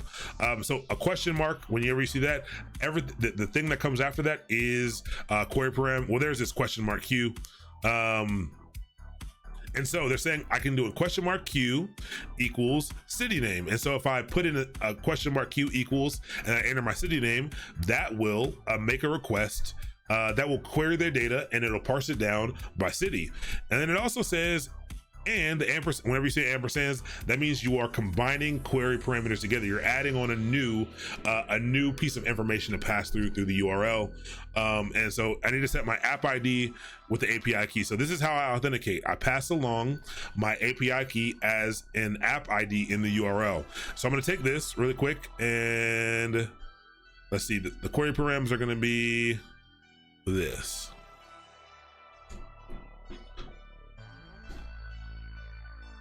The other way that people do this is, query params is one way. The way that other people do it, and I think that's why I selected the other API. This does a lot of stuff by query params. I think the other API, the dummy API, whatever, does things, does path-based routing for this. And so instead of being a question mark with some things, it'll be another slash. So it'll be, if we wanted to find out what a city was, instead of doing a question mark city or something, we would do another slash and say like Baltimore. And that would be a way to query the data as well. But we'll look at that in a second. So I just put these here just so we had them, so you can look at them, that it's broken up into two different pieces: the endpoint and the query parameters that are on there that are going to request certain things. High tech, no, I'm not using Elementary OS. I am using Pop OS, which is an Ubuntu derivative. Okay, now you might say, hey, I'm looking at this request here, it's not telling me some of those other things. We looked at 4 different pieces of the request. The endpoint, we got the endpoint. The method, we don't have the method. The headers, we don't. We kind of have we don't have the headers. No, we do have the headers. Well, we have a kind of. And the data. The data doesn't need to be here due to our method. We don't need any data because we are requesting information. But how do we request information? Again, that is a get method, capital GET. When you type in something into your web bar, you are automatically doing a get method. Your web browser automatically performs a get method when you type in enter, and so that's pretty dope. You can actually do other methods, a little more complicated to do. You got to kind of go into your settings and stuff to get there. But let's go ahead and put together our request and see what happens. So let's take this, copy it. I'm gonna paste it here. All right, and then I'm gonna change the stuff that matters. So city name, I'm gonna remove the curly braces in city name, and I'm gonna put in Baltimore because I want to know the weather in Baltimore because that's where I am. And then API key is what I'm gonna need to change. Remember, I grabbed it from the page. Well, I was supposed to grab it. I don't know if I saved it. I'll grab this one. This is the test one I created, and I'll copy this, and I will simply paste this in here. So I'm gonna copy this, copy. Your request will work if I give you this exact thing, but I don't want you to rate, I don't want to get rate limited real quick. So let me do it first and then I can pass you this exact thing if your key doesn't work. Your key right now, it may not be active yet because I told you it takes like 10 to 15 minutes for it to become active. But if I hit enter, I get back information, and this is JSON data. And so it's giving me some, looks like it gives me some coordinates. Looks like it gives me some latitude and longitude coordinates, some geolocation there. It's probably the center point of Baltimore. When you type in Baltimore, it probably picks a center point, and that's where it's looking. The weather is rain, moderate rain. Look at all that. So I'm getting a bunch of information back in JSON format. And so yours might not look like this. Yours might look like this. Let's go to, how do I do a, new incognito. Yours might look like this. That is still JSON. I have some kind of plugin. I can't remember what it was, to be 100% honest with you. Let me see. If you're using Chrome, I think you can go to the store, the Chrome. No, that is no. Apps.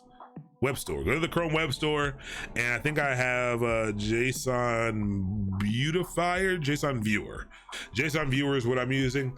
You can try whatever one you want, and it'll make JSON look pretty for you. I dealt with JSON every single day, so it was really important for me to have something to visualize this much easier. You know, make it consumable for my, you know, puny human mind. So we got all this here. So we actually got data back. Watch what happens though. Let's say I remove, you know, part of the app ID, or the app ID is wrong. If the app ID is wrong, I still get back JSON data. This is a successful web request, but they missed the neon code. But I get a 401. We haven't talked about HTTP status codes or HTTP response codes, but this is just telling me, hey, your API key is invalid. So the API key is very important for you to be able to get the data. This is probably what you'll get if your API key isn't valid yet. So that does allow us to do that pretty easy. Now, normally you're not going to be doing this in the browser like this. The client is, but there's some faster ways to do this, and there's some ways to automate some of these things. But first, I want to show you curl. From the command line, you can make these requests from the command line, and so I can simply do a curl. Curl is a tool to make web requests. So if I do man curl, it allows you to simply transfer a URL. Wow, transfer data from or to a server. Very interesting. But I can curl that URL as well. So I do curl and I do this, I do get that same data back right from the command line. Very, very, very amazing. Okay, you know, very nice. If I want to make it look a little bit better, I have an application installed called JQ, and I can see it. It's just a way for me to interact with JSON a little bit easier, but I can get that information. What's great about this is anything you can get from the command line. This is why I show this, even though we're learning how to program. We're going to learn how to do this with the language very shortly, but the reason I show it is because when you're trying to think about being a software developer, when you're thinking about automation, you're thinking about solving problems with code, you know, whatever you can do from the command line means you can automate it, means you can do some pretty powerful things with it. So I can get this information just like that. So very exciting, but it also means that I can switch up some information. So I did it by Baltimore, but maybe I want to know, you know, I don't know what I can type in, but maybe I can try St. Louis. I don't know. City not found. Maybe I should have tried something without 2 words in it. That would probably have helped. I was dumb. And I spelled St. Louis wrong, so maybe I should spell it right this time. St. Louis? No, city not found. Let me try that one more time. I don't think that will work. Okay, let's try something better, like farther away, like Portland.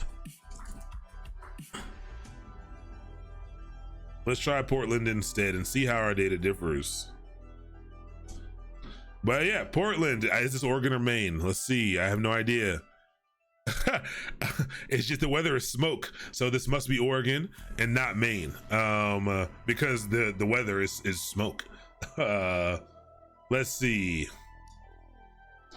I will check out this Twitter status right now if it opens. Why isn't it opening? It's not opening. Hold on. It's not okay. Let me try here. What is? I love it. This is the best. Oh yeah, this is gonna be the thing now. Yeah. Doing it in tandem with myself on the screen. Hey, this is phenomenal. See, this is the stuff out there, man. Y'all are better than me. Y'all are got the whole. Oh, this is great. I love it. The overlay is phenomenal. I'm saving this. You know, we're just gonna be memeing it all over the place. I love this. Well, this is what happens when I'm excited. You know. But yes, this is absolutely Portland, Maine. I mean Oregon and not Portland, Maine, because you know, everything's on fire. I wonder how you get Portland, Maine. I wonder how you maybe let's see if I can get that. So generally you can add multiple query parameters by adding, you know, another ampersand here, and maybe I can do the state in here. State has to be in here. State does not have to be in here because state's not in here. And if I wanted to see it, I could go look at their code. I mean their documentation. It would probably tell me. how I could do it by state, if I could do it by state at all. But weather information might not be available by state, but I could do it by zip code or even geographic coordinates. Portland plus MA. Let's try it. Let's try it. I am actually interested in how they hold their data. Like just this, or actually with the plus. Let's try invalid API key. Did I make a mistake? Oh, maybe I did. Let's try Portland plus MA. I don't think the plus is gonna work. I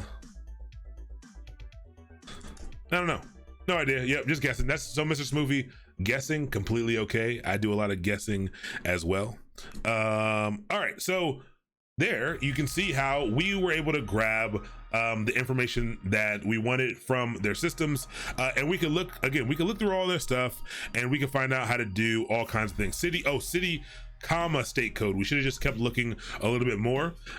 So city, comma state code is MA the state code for Maine. Maybe it's I feel like that might not be it. How do you protect your API key from abuse if you just make a client-side app? Phenomenal question about protecting your API key from abuse. So I'm assuming you mean if you write an API and you create an API key to be used, you don't want people to be able to, oh, thank you, Emmy, to access it. There are specific things you can do when building out your API to determine what happens. You can rate limit. So we are rate limited in this. If I were to give you all my API key right now, which you already have, we hit that limit, we could interesting. Maybe they don't do Portland, Maine. I don't know. Maybe I'm gonna Google the zip code for Portland, Maine in a little bit, because it might give me back the city. But you can rate limiting is the thing that most people do. It's just protected that way. So like I think the other API that we're going to be using, I think you have a certain amount of requests per 24 hours. You can make them as many times as you want. I think as fast as you want, but once you hit that limit of something like 1,000 per day, you can no longer use it. I mean, if you use some sites and put it into a client-side app. Oh, that's a phenomenal question. That is the $1 million question.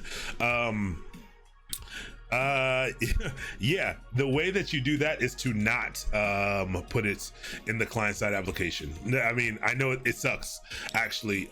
Almost generally, I think I think someone who, all you web development champions out there, from what I've seen and from what I've had to do, the way that you resolve it, the way that you hide it is you have to develop your own API or middleware to make that final connection over where you can actually hide the key, there instead. Yeah, I mean, I don't know of any easy ways other than creating that next service to hide it from the client.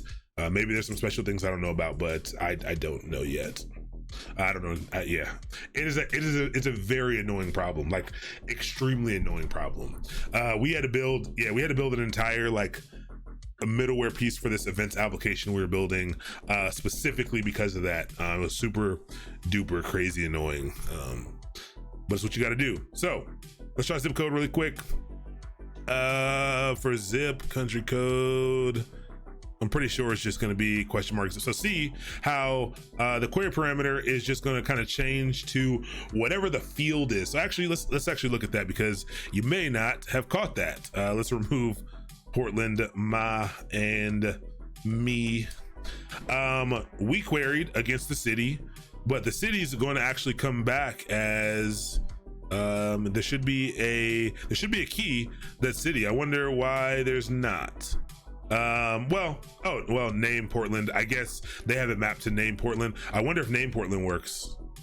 Oh, because query parameter. That makes sense. That makes a lot of sense actually. So let's try to do zip instead. Q zip equals, what did you guys say it was?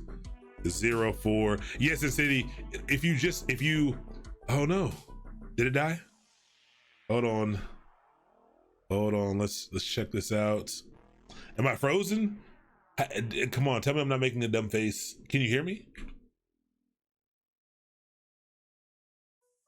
Wait, can I be heard? Doesn't look. Oh yeah, no, it's disconnected.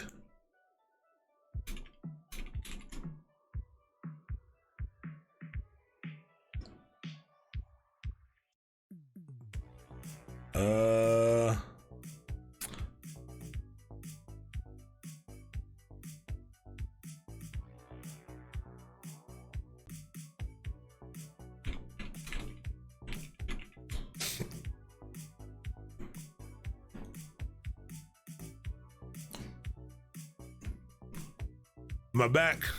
Yeah, I think I'm back now. Yeah, there we go.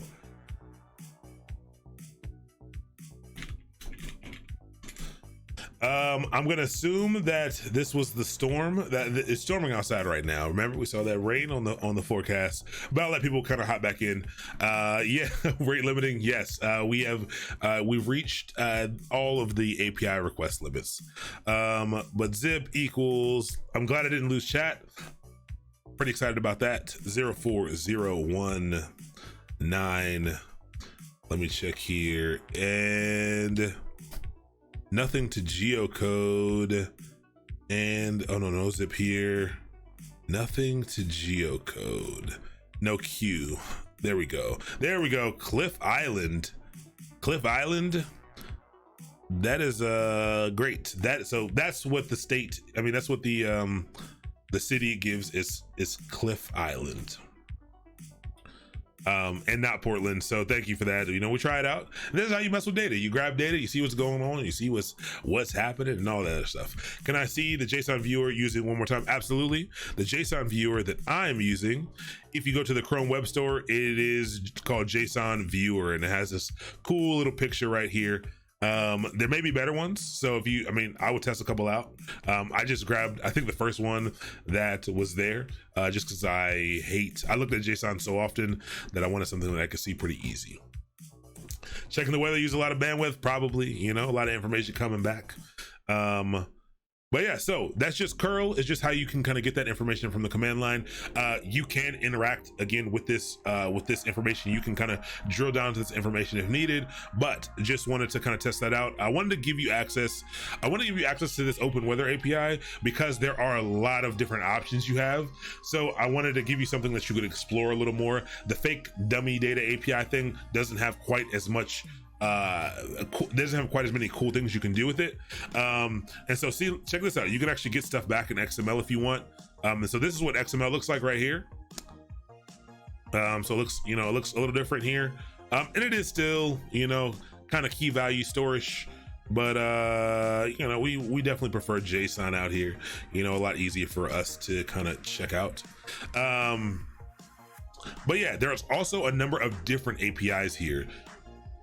So I don't know what all of them do, but you can get you can write a quick little app if you want to. So we're about to learn how to write a little application to be able to make these requests. You could write a little application to give you the forecast, 4-day forecast every single day, or the hourly forecast 4 days. I don't know. Hourly forecast is available for 4 days. So if you want your hourly forecast, you can grab your hourly forecast from that one, and you can just subscribe to these. And you can get different types of information. And again, take a look at the API documentation, and it'll tell you how to do stuff. It can be pretty complicated, again, like I said, to understand what exactly to do and what it wants, but you got to play around with it. Same endpoint works on browser, but not in curl. Very interesting. That is extremely interesting. Maybe a typo. Maybe you typed in HTTP. Did you copy in? No, it works with HTTPS. That's interesting. If you try to do this JQ dot thing, take this off. Take the JQ dot stuff off if you were trying to do that. Yeah, you might have to wrap it in quotes. That is definitely something you might have to do. So how do I get to the end? There we go. Might have wrap it in quotes. Oh, so if I quote it, it doesn't actually work for me. Very interesting. Hold on. Very, very interesting. And I wonder if that has to do either with the version of curl that you're using. I wonder if it has to do something with the way that the ZSH is handling this. Who knows? Without quotes, you'll likely need escape characters. Yeah, and as you can see, yeah, ZSH is entering escape characters automatically for me. Very interesting. Maybe curl is. Like these slashes aren't really here. They're just escaping the special characters. Very, very interesting. Yep. What's up, BC Player 18? Welcome to the channel. Thank you for the follow. It is good to have you. Okay. Excellent, phenomenal, very easy. Let's check out Postman really quick. So APIs, when you're dealing with APIs, when you're interacting with APIs, there are other ways to do it. So curl is one way, but sometimes the requests get to be pretty large, or at least the requests that you have to put in, because think about the different pieces. Right now we're just making a get request that we didn't have to put it in there. We could put that in there, like we could, you could specify the method and all that other stuff. So there's a bunch of ways, like you can look at the curl documentation, and I think I just have to do this, and that makes a get request maybe. That did not work. Did I remove a slash? I did. Let me put that escape character back in, and that still works. So you can change it to post or something like that, but you know, you got to make sure you have the whole payload. But let's say I was trying to post something and I would need to set my headers, I would need to set the data, and this would become a very long string. And let's say I was doing something over and over again, or I'm trying to figure out how to properly interact with an API. You could use something like Postman. Postman is kind of the de facto tool to kind of use for this. There are other tools. If you're on a Mac, paw is like what people are using now, but Postman allows you to put together these requests in a more a more simple way. So it's a GUI for making these requests. It's a really cool API tool. I would download Postman.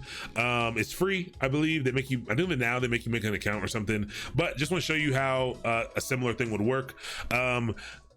The two really amazing things about Postman is one, that you can set up these like saved connection schemas where you can, you know, if it's something you're dealing with often, you can, you know, make it super easy to, you know, to redo what you already did. And again, test it. Someone just said it perfect, that boy, for testing endpoints over and over again. If you're developing APIs and stuff, it's a really good tool. And you can export these configurations and provide them to other people. Phenomenal tool. Like that's a really good feature. I don't use Postman a ton though, but it's pretty cool. A little bit of setup has to be done. So let's say for this, I wanted to test, you know, I can't make it any bigger, I don't think. Oh yeah, I can.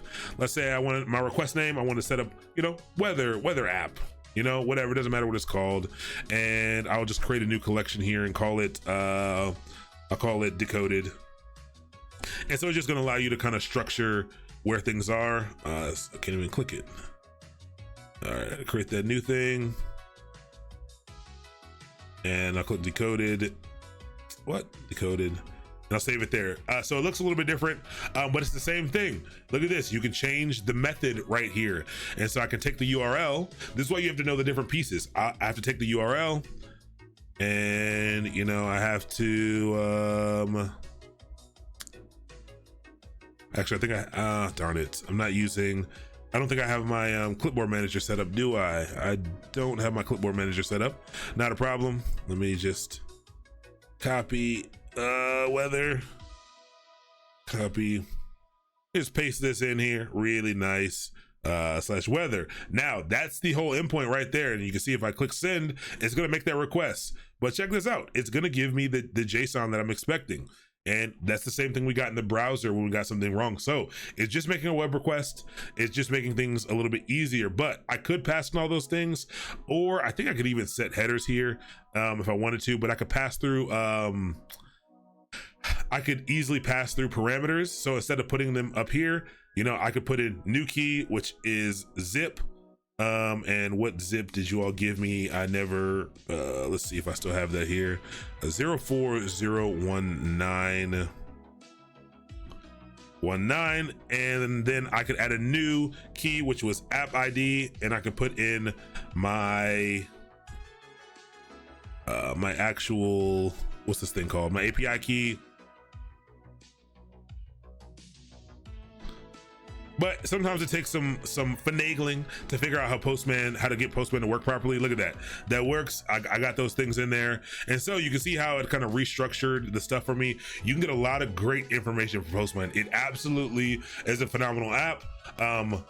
I don't use it a ton, like I said, mostly because I'm super comfortable with curl, and I like, because I'm not like heavily developing APIs often, I don't spend too much time in Postman, but it can be really great.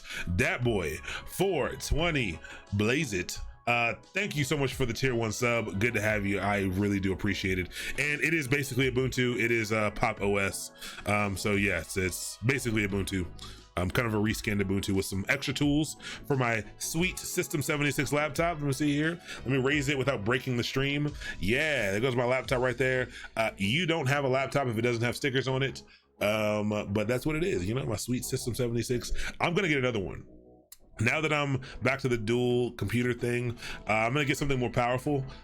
This works really well. I really like this. I'm still gonna use it as I travel, and like this is gonna be my main like get productivity done laptop when I'm out of the house. I actually think I'm going back to Linux for everything except for video editing. Like this will be my gaming and streaming desktop. Like that's what it'll be for gaming and streaming and content creation. So I'll do all that stuff from this desktop, but I think for when I'm just doing work, I think I'm going back to Linux full time, because it just, you know, it's home. It's home. Even though I love Windows, come a long way, this is home for me. But check out Postman. It's really great, super nice. Now let's do this with the other API really quick, and let's start to dive into the actual code, since we actually haven't gotten to any code yet.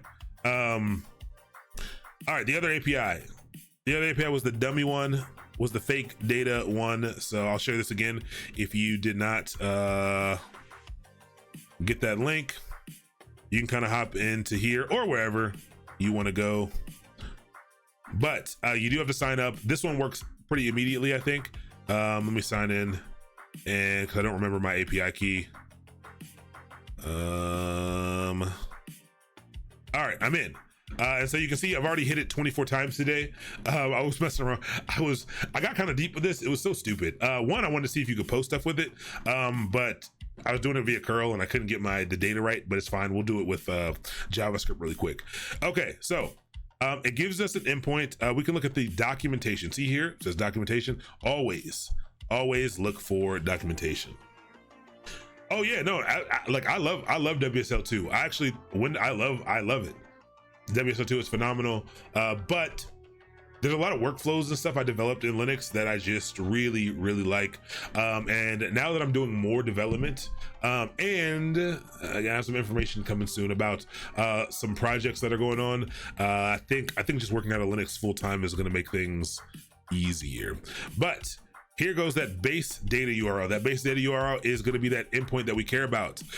And check this out. They give us some required header information. So we haven't seen having to use headers yet, and so we can see that. So we can actually do headers in curl. So I'll do that really quick just to show you how to access it.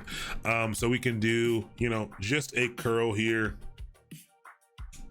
What's up, Isaac Gez? Welcome to the channel.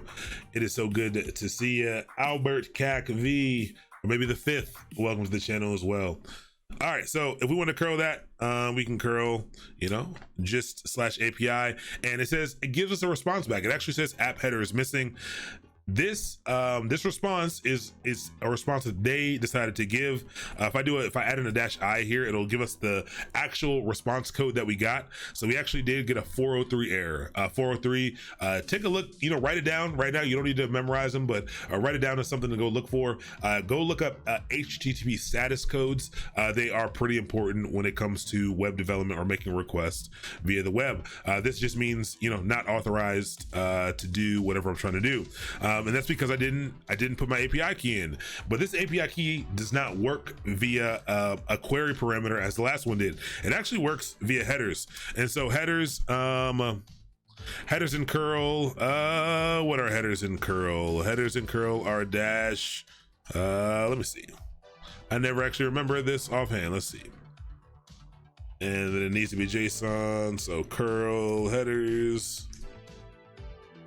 It's probably just an H, capital H. See, no, H is, yeah, capital H. We'll set it all great and good. So we need to do a -H to set some headers, and these headers are going to be in, I think they need to be in JSON format. And I think I just need to set, actually they may not be. Let's see, API dash, I think it's app ID is what they want. Let me go look back at what they want. They want us to set our headers for app ID. Let me see. I'll put the whole thing in quotes. But they want us to set our app ID equal to, here's an example, our app ID equal to whatever our API key is. So let's, I think I'll put the whole thing in here, app ID, and I'll set that equal to what my API key is. And again, you know, be kind, don't steal it, but I'm gonna swap them out right after this in case anyone does try to steal it and blame me for stuff. But now that I'm gonna add this in here and I'm gonna hit enter, I get some stuff back and I get another 403. I'm not allowed to do this, so maybe I didn't enter that right. Let's see how I enter that properly. App ID, do I need to enter that as, do I not need quotes at all? Or can I get data API? Hold on, I actually think this is a different problem. The problem is we are not actually hitting a proper endpoint. We are hitting the base and not the actual anything that we can actually hit. If you scroll down a little bit, it gives you the endpoint. The app ID I'm pretty sure is the API key. I think we need to hit an actual endpoint. So they give us these different endpoints that we can, and it gives us the method. So it says, hey, you can submit a get method to the /user endpoint to get a list of users. So let's try that out real quick, and then let's make sure we're actually hitting a real endpoint first. Whoops. Let me put this back in quotes. I want to single quote it. Let's see. You know, I'm a single quote type of person, and there we go. So here's what the request looks like. The request looks like this. So I added a -H, capital H, to allow me to provide some header information. So I set the app ID in the header, you know, keys and values. I set it equal to the ID that I had. So your ID is going to be different, or you can just steal mine, but don't steal mine. And I did get a response back, and I'm going to JQ it so you can see what this data looks like. All right, so let's take a look at some of this data. We went to the user's endpoint. So we got an ID here. We have this person's email. We have their first name, their title. We have a picture of them. Let's see if this actually loads. Nice, we got a picture of them. And we got their last name. Phenomenal. So we're in this directory. We were able to grab that information. Really cool. From the user's endpoint. Now there's a lot of other endpoints it looks like it had on here, so you can start to get information. I think in each of these endpoints there's probably some other stuff. It's telling us also what's going to come back. An array of users is going to come back. Looks like I can get full user profile by using the user and then the user ID. So let's grab a user ID real quick, which is one of these. So if we want to know more about Miguel Lima, we can grab their user ID. And now we can make the same request, but we can make it to /user/ their ID. And now we get all the information about Miguel Lima. And you can see this is all that came back was just information about Mr. Miguel. And it is Mr. It's right there. You know, I read it. But picture, date of birth, gender, everything. Oh, location. We got it all. We got it all right here. So, take a look at it and you can see, but let's do this with a coding language. Let's do this with JavaScript. One of the reasons we're gonna do it with JavaScript is because, you know, JavaScript is in fact the language of the web. So that's all. That is all we're gonna do. We'll do it real quick. We're gonna be using, there's a couple different ways to do this. We're gonna be using a package called Axios. If you're someone who's moved on from Axios, I'm sorry, that's what I know. There's a native way in JavaScript to be able to do this, but we're gonna use Axios. So let's be clear. whatever language you ever want to use to make requests via the web. Every language is going to have a way for you to do this, some kind of package or something, maybe something in the internal the standard library to allow you to do this. So you'll have to find out what that is going to be. But let's see, mastermind streams, nope. All right, so what we're gonna do really quick is we're gonna open up a new file, and I'm just gonna call this I'm gonna call this dummy.js. And the reason I'm gonna call it dummy.js is because we're hitting the dummy endpoint, and that will work. I'm getting a cannot bind parameter headers error when trying to use a curl function. Probably some more quotes or something. I don't know. Parameter header error. Yeah, maybe missing quotes somewhere. Maybe try pasting in what you are trying to do. What's up? I'm Deegan. Welcome to the channel. Sono Lin Siapt. I tried it. Welcome to the channel as well. Okay. I made you install Pop yesterday. Perfect. I'm a big fan. I really am. I'm a big fan of Pop OS. I'm a big fan of System 76. App ID data. I don't know, that looks right. No, that looks right. Looks right to me. Maybe you're one of the people who has to put quotes around the URL. Maybe put quotes around HTTPS dummy API. I'm not sure. That looks right to me. That's what I had. Cannot bind parameter headers. Error trying. Yeah, I don't know. Yeah, or double quotes maybe. Okay. Let's do this really quick. So I'm going to use a package called Axios. So I actually don't know if I have Axios installed. We can use npm. We should have installed npm the very first time, the very first class when we were kind of getting our runtime set up. But npm, I'm just do it right here. You can do npm install -g Axios, and again, Axios is just a very common package to do this. Whoops, got to do a sudo npm install -g Axios. It's going to install it globally, or I can just install it right here. I could have removed the G and not have to do sudo and just installed it right here. I don't think I would have had to do sudo to install it right here. I don't know. Excuse me, I'm sorry. But it will, oh, that does need a sudo. Even though I don't need to do this because I already have it installed globally. So I'm not going to do that right now. But yeah, npm install -g Axios is going to get that package installed. Simply, yeah, just a library that's going to allow us to do this. There is like I said, there is something in JavaScript in the standard library. There's an HTTPS package. The reason why we're not going to do that is because it's a lot more verbose. But there are a few others as well. Is the patterns of Flask docs new? Don't remember seeing it last year. Don't know what that is. Which terminal? This terminal is Hyper. I think if you type in this, yeah, I'm using Hyper, and I have some modifications to it. So you can type in GitHub, and if you go to my GitHub, there's my .files are there and a config files repo, and you can steal that as well. A Windows aliasing issue with curl. Interesting. Good find. Okay, so now that that's installed, let's set this up. So what was the file that we made called? We called it dummy.js. You can call it whatever you want to call it. So first thing we have to do is import this package that we need. So this is the way that you do it in JavaScript.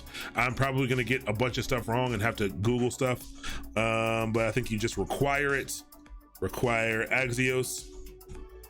And so what this is going to do, this line right here, this imports the Axios package, and it assigns it to a constant called Axios, so we can call this thing via Axios. Okay, and then we can do Axios has a number of commands. I will give you all, if you want to check out the docs for Axios, npm.js.org.com. .org.com. Axios. It's super popular. You can see it's been downloaded 9 million times this week, and it's only Tuesday, almost 10 million times. So very, very popular package. Probably just downloaded during builds, but a lot of people building it. Let's share this if you want it. Okay. There's some information in there on how to use it. So this uses promises. And so to make a GET request, we do axios.get.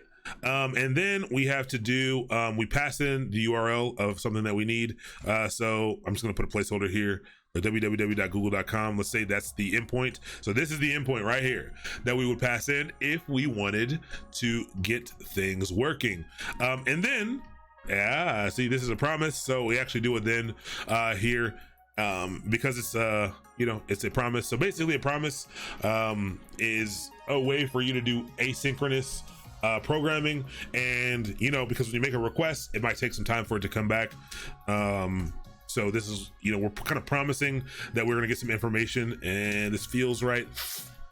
And then all we're gonna do is we're gonna console.log that response. So we're gonna wait for the response called resp, and we're going to console log it just to see what we're getting back. That's all we're doing. Let's close this and let's close this. All right, this is the shell of what you need. I think I think this is the shell of what you need, and we're going to see this really quick. It should even work with google.com because I like the song. I heard a little bit of a little guitar riff, guitar breakdown. I don't know if any of you knew. I know some of you knew, but I used to be a little bit of a shredder back in the day. And we're not talking about Ninja Turtles. We're talking about the 5-string bandit or 6-string bandit. Sorry, see, you messed me up. I was trying to be cool and smooth about my old school guitar playing, and then I forgot. But I'll send you all my old YouTube videos because used to be a little bit of a shredder over here. All right, let's see. So let's see what happens when we do this with Google. I don't know that this is gonna work. Node dummy.js. Error, connection refused. I could not connect to Google. Check this out though. This is a JavaScript error. I did refuse my connection, but why in the world did it try to connect to 127.0.0.1 port 80? Very weird. Very, very, very odd to me. That seems really weird, but let's try 8.1. Let's try 8. I just want to see what happens here. Why did it give me that? Oh, cool. So I got stuff back from, this is the actual response from Google, like all the HTML and stuff, which is dumb, but I did in fact get this back. So this does work. So this is all you need to get this stuff. The problem is this response object is large. It has a lot of crap in it. And by crap, I mean, it has all the header information, which is probably a lot. It's got a lot of information in there. So the thing that you want to grab out of the response is the data parameter in that object. And so if I do this again, I'll get less information, I think, but still a lot. So Google's not what you want to do, but I just wanted to make sure that we could get a request. Let's try something different. Let's try something like, academy.mastermind.io. Sometimes we gotta fudge our numbers for the month. But yeah, so I get back a bunch of HTML. I get back the actual HTML for my website inside of the browser. Inside of the terminal. Great. It made the request phenomenal, but that's not really useful for us.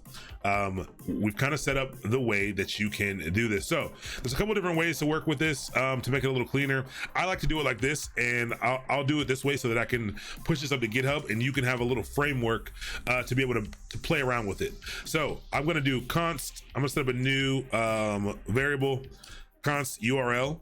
We'll set a URL, and I'm gonna set the URL equal to whatever you want to set it to. So let's actually try this dummy API really quick. So the dummy API endpoint, what is the dummy API endpoint? And it is up, scroll up, scroll up. There we go. Copy.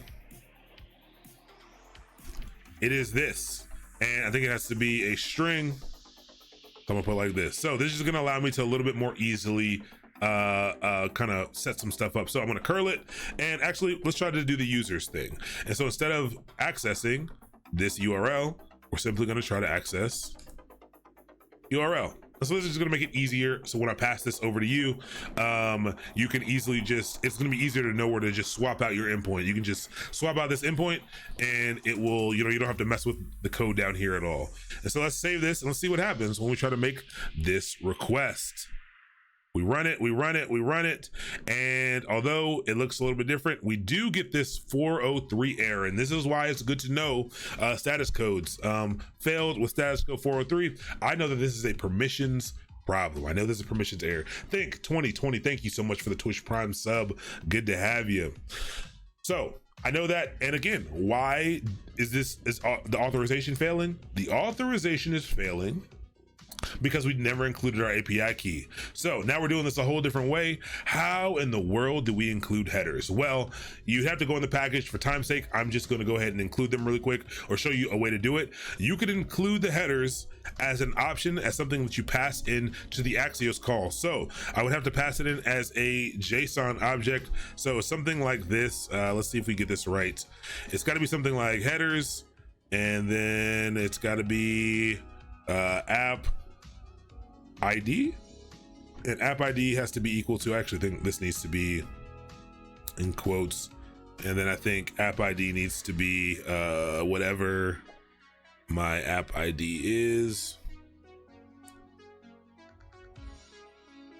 Let's see. So something like this. I think I need two closing. So a little bit confusing, but it's just a JSON payload. You don't need to copy this yet. I'm gonna make it a little bit easier for you to do in a second. And so let's see if this works. I think this is how it works. Let's see. No, that's not 404. So I got a 404 instead. This is a different error. This actually tells me that I'm probably doing the right thing. This tells me that I'm probably authorized, but not getting the right thing. And you know what it is? The reason why I'm getting a 404 is another status code that means not found. You've seen that before.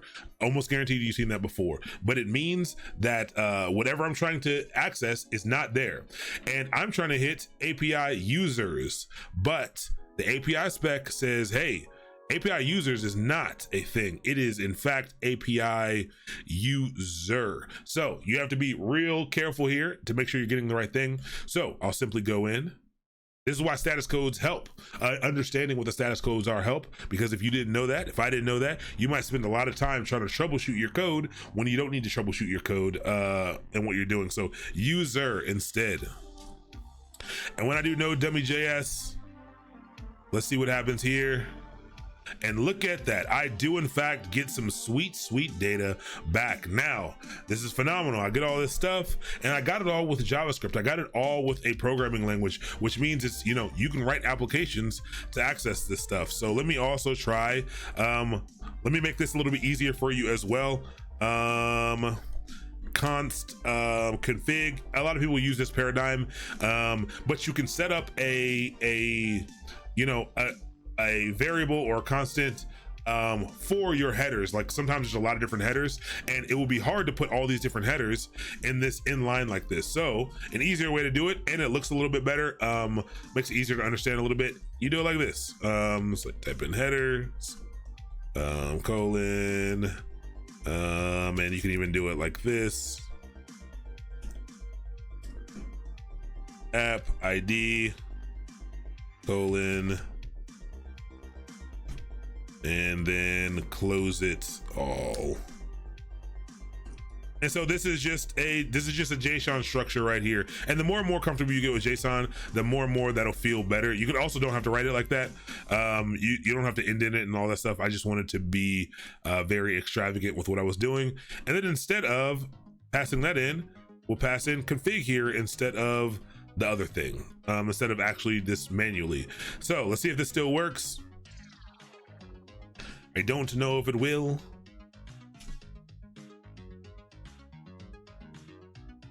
First time the charm. First time the charm. Phenomenal. Excellent. Really quick. We're gonna keep going with this just a little bit more. The real Jade. Welcome to the channel. It is good to have you, Jade. I'm glad you are so real. Welcome. So this does work.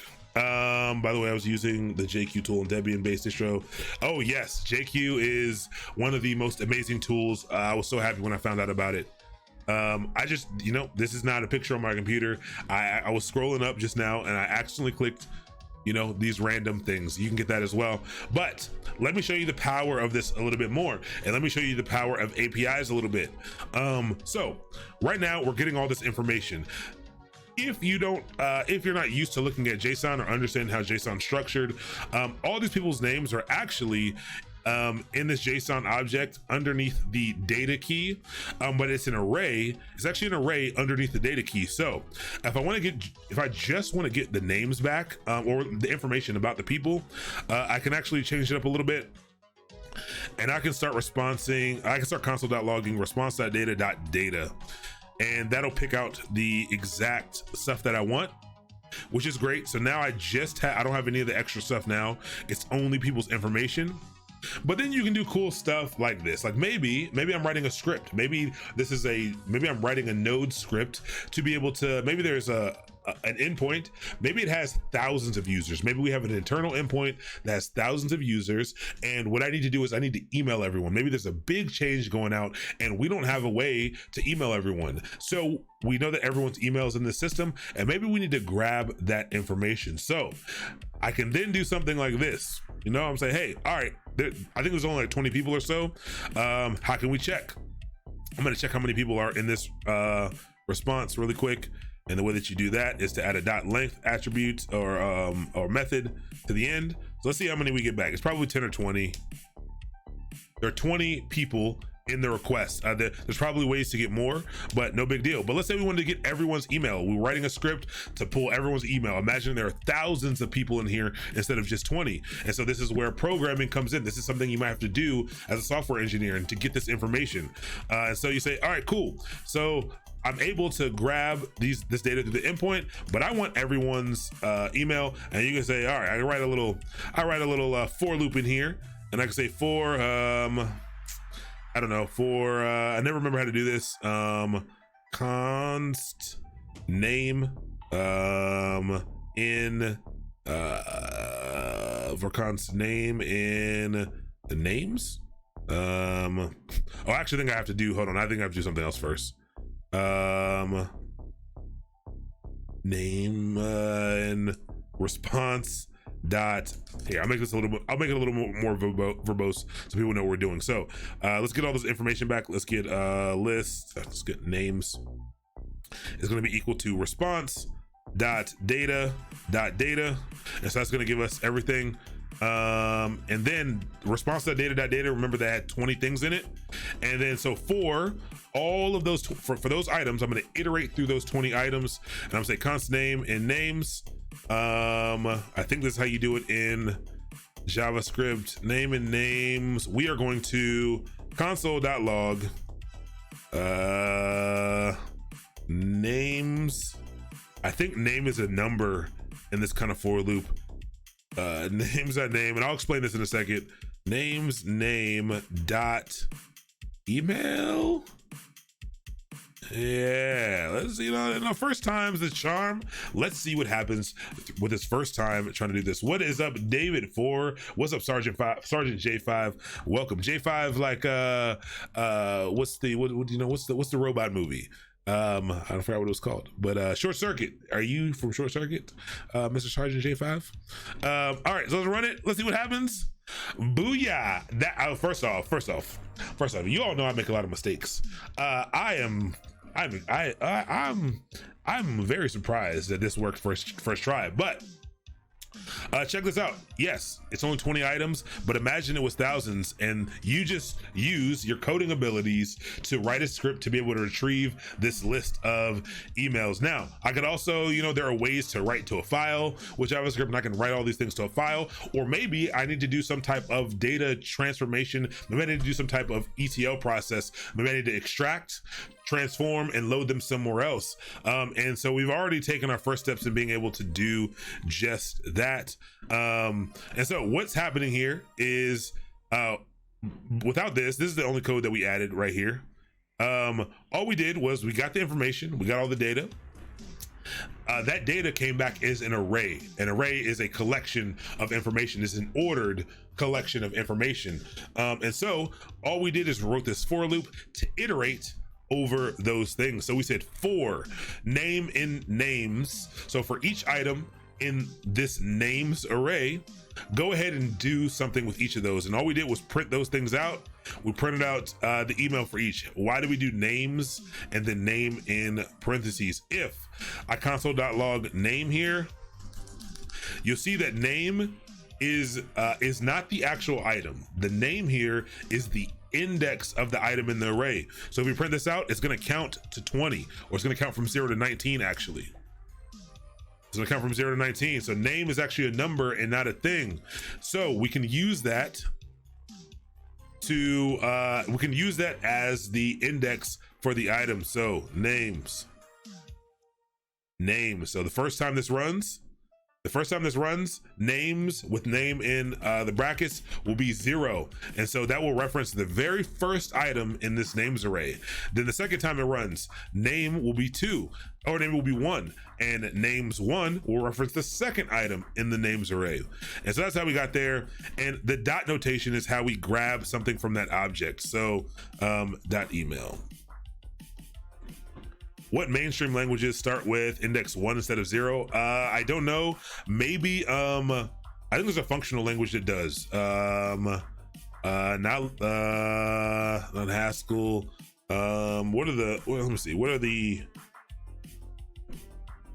What's the main functional programming language people talk about? I think that one might. Elixir might. R does.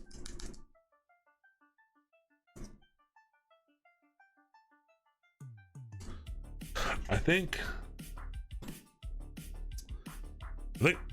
maybe, I don't know actually. It's a good question. Something to Google. What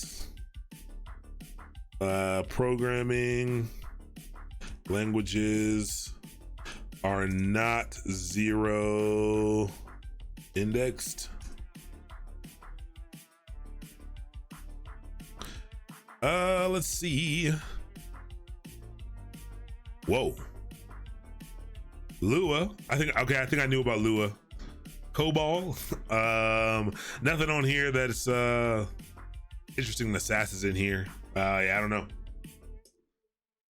No, that's not off topic at all. That's a phenomenal see, these everyone the things that you think are off topic are the things that again we're working on here. You know, hopefully your goal is to go out and get a job one day with this stuff. All this stuff is information that you can use to have really good conversations about tech, to really you know, this is the kind of information that can really show your knowledge. Like, you'd be surprised at how, you know, how cool you might sound, or how, you know, smart you might sound if you're in an interview and, you know, you're talking about something like this and something comes up and you're like, yeah, you know, and then you know, I mean, this isn't Lua, which is, you know, where 1 is the where it's not 0 index, and you know, like, look at you, smarty pants, knowing what languages are not 0 index. Like, they probably won't know. They'll probably Google it just like me when you leave.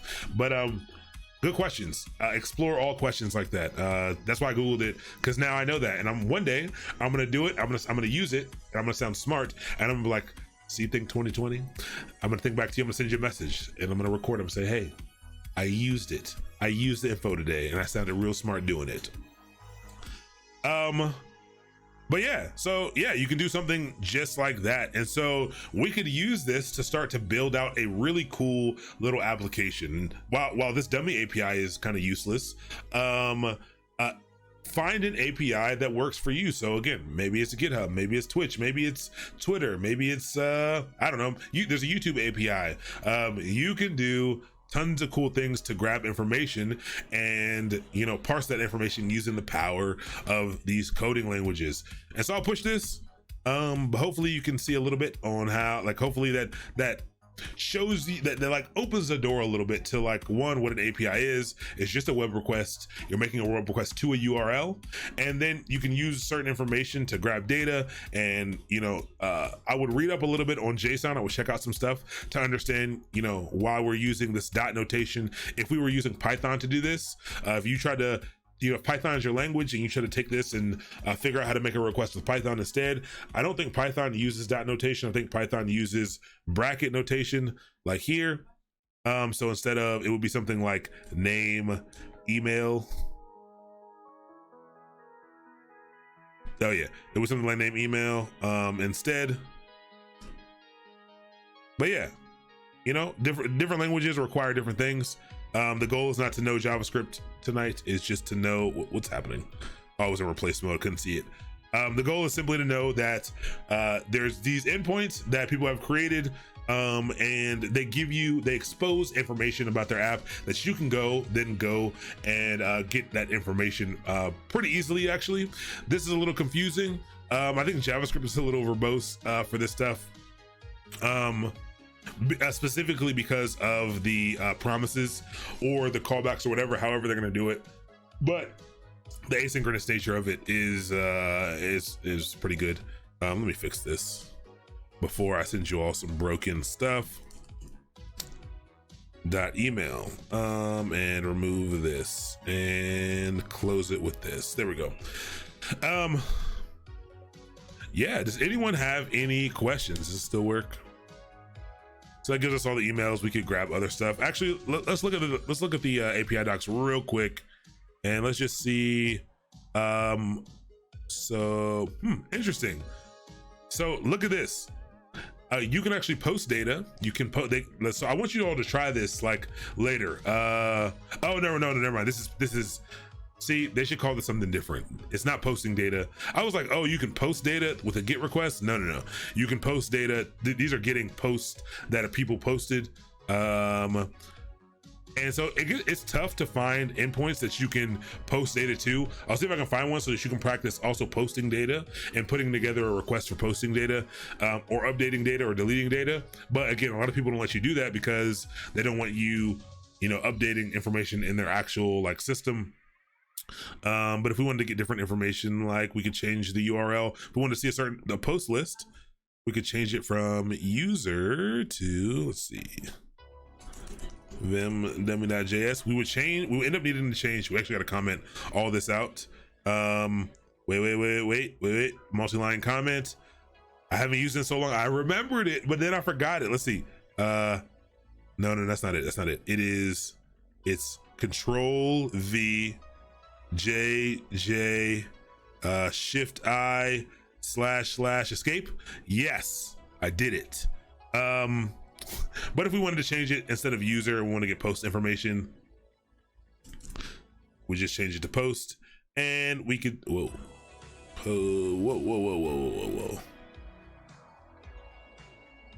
We could then get back post information instead, which I assume, oh, we cannot because I need to print it out. So console.log, it's no longer names, it's post.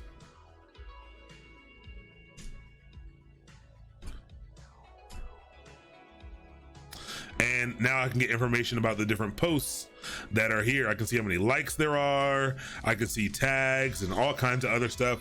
And so I could use tons of information. Like, so if this was a real API, I could do some things, maybe I want to do some type of data analysis or machine learning. And I could write a little program that pulls in all the posts, breaks it down by the types of tags and the amount of likes that different tags have, and it might start to show us the best types of posts that go on the site or something like that. There's all kinds of things you can do with data like this. Good to be able to automate APIs with an object-oriented programming language and not class-based language like JS. I like to do it with Python as well. Just figure we do it with JavaScript since we did the last thing in Python. But yeah, let me actually make this a little more boilerplatey so that you can try some stuff out yourself. I will put this back to user. You can change that if you want, and I'll actually put a little thing here. Place your API endpoint here, and maybe we'll also let's do this const API key No, because API keys gonna be different for whatever you do. I mean, this is really only gonna work for the dummy API actually. But you need to put your replace with own personal API key. Maybe I'll change this to your API key, and I will leave this part commented out so that you can comment it back in if you want to start with that and try to do something with it. I'm gonna make dir what are we gonna call this? We're gonna call this dummy API. We're gonna move this dummy.js into dummy API. We're gonna go into dummy API. We're gonna get init, get status, get add, get commit, added boilerplate API request to dummy API.io, I think that's what it's called. If that's wrong, oh well. Let's go ahead and create a place for it really quick in GitHub, and then you can grab it, and then we can all get out of here. Let's see.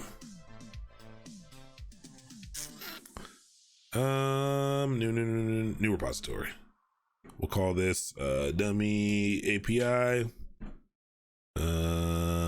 And we will create this repo. It's public and add it. Almost there.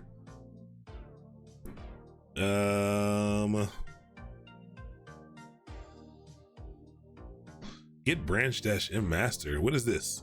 This is new, I think. I don't know what this is. All right, fine. All right.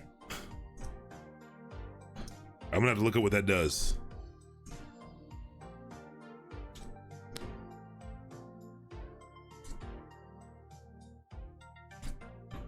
All right.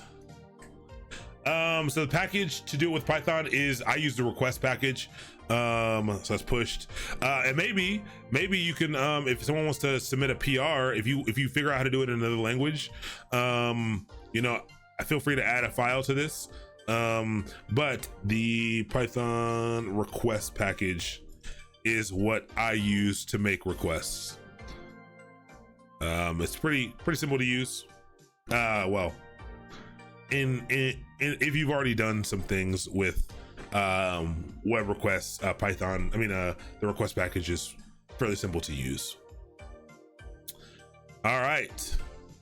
That is it. So tangible takeaways really quick. We learned how the web works a little bit tonight. We learned how the internet works, that the internet is just a collection of networked computers, globally connected computers and networks.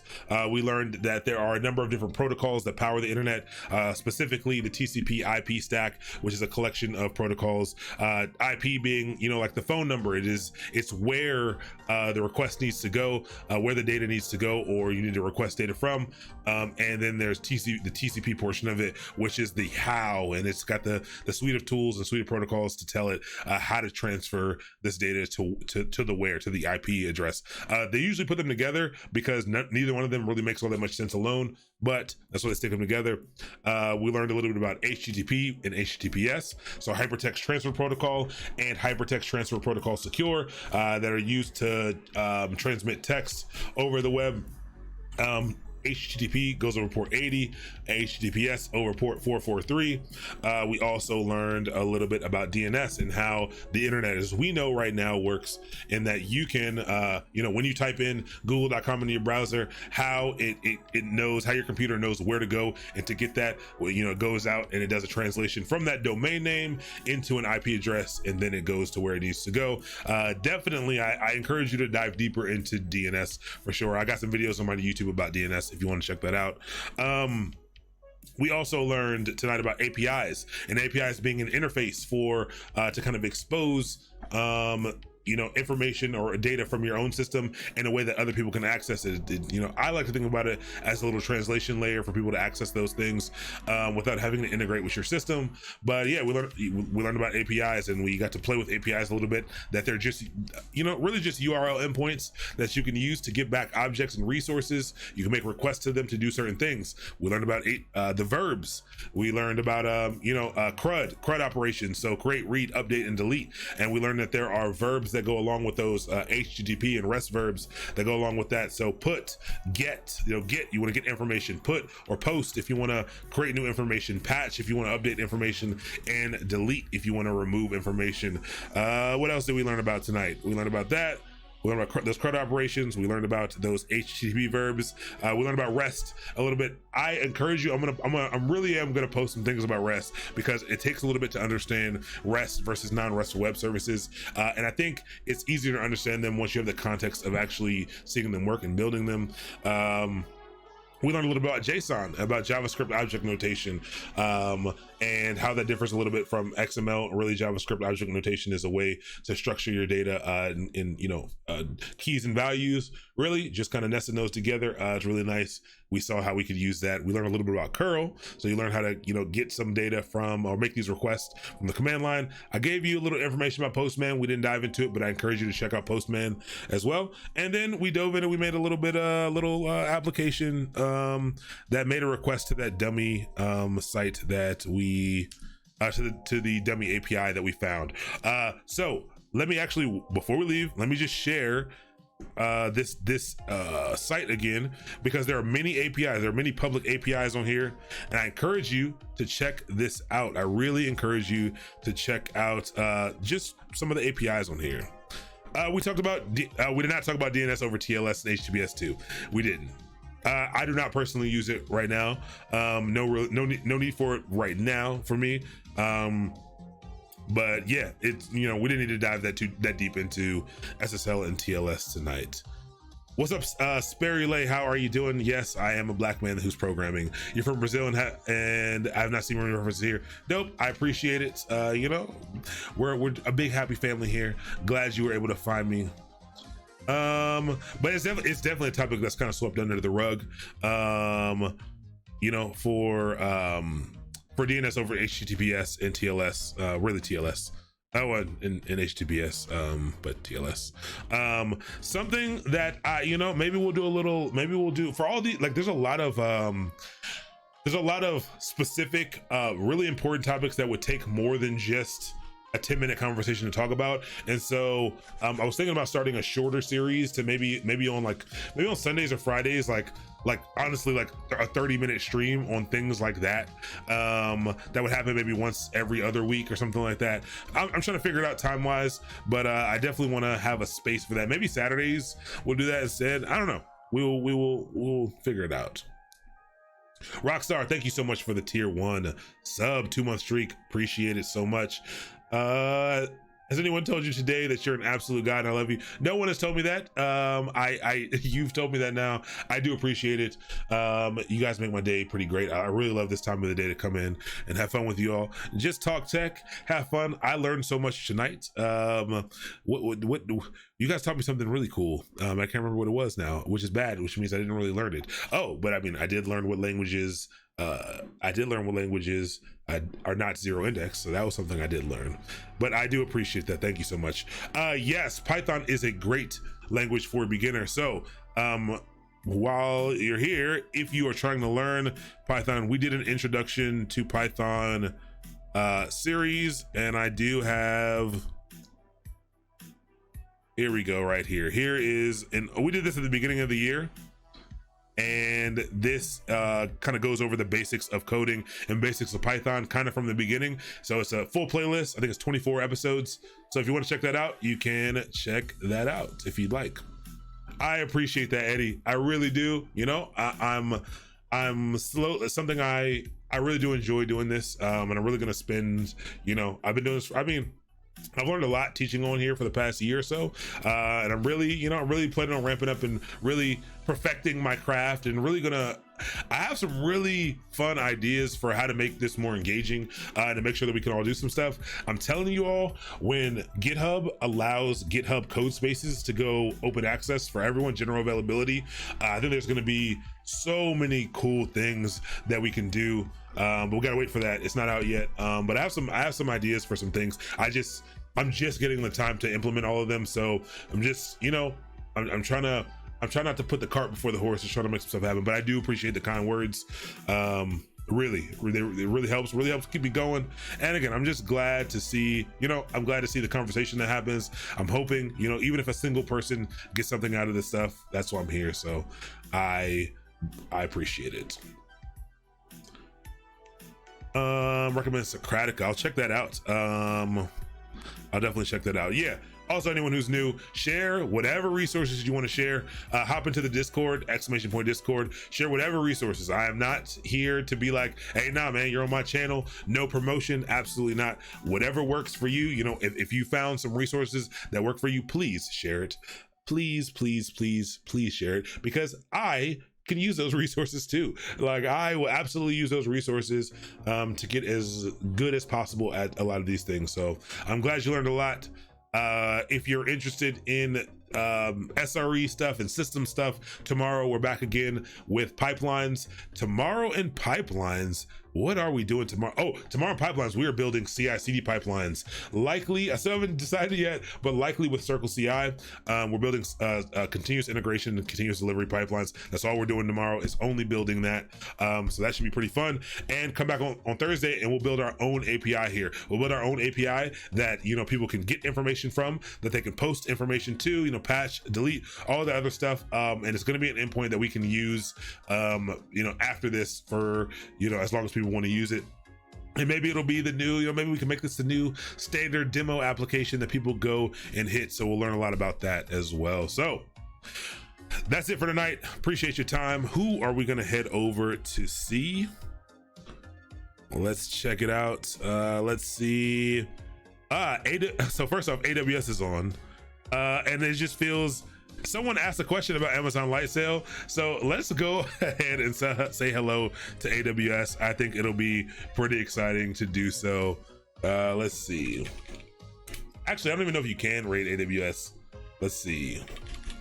Appreciate it. Have a great night. Let's see. Is it just AWS? Is that all I type in? Yeah. We'll head over. We'll say hello. We'll learn a little bit about Light Sail and WordPress. Someone, people ask exactly these questions today, so that's great. That can probably give the information that you need. So peace out. See everybody tomorrow.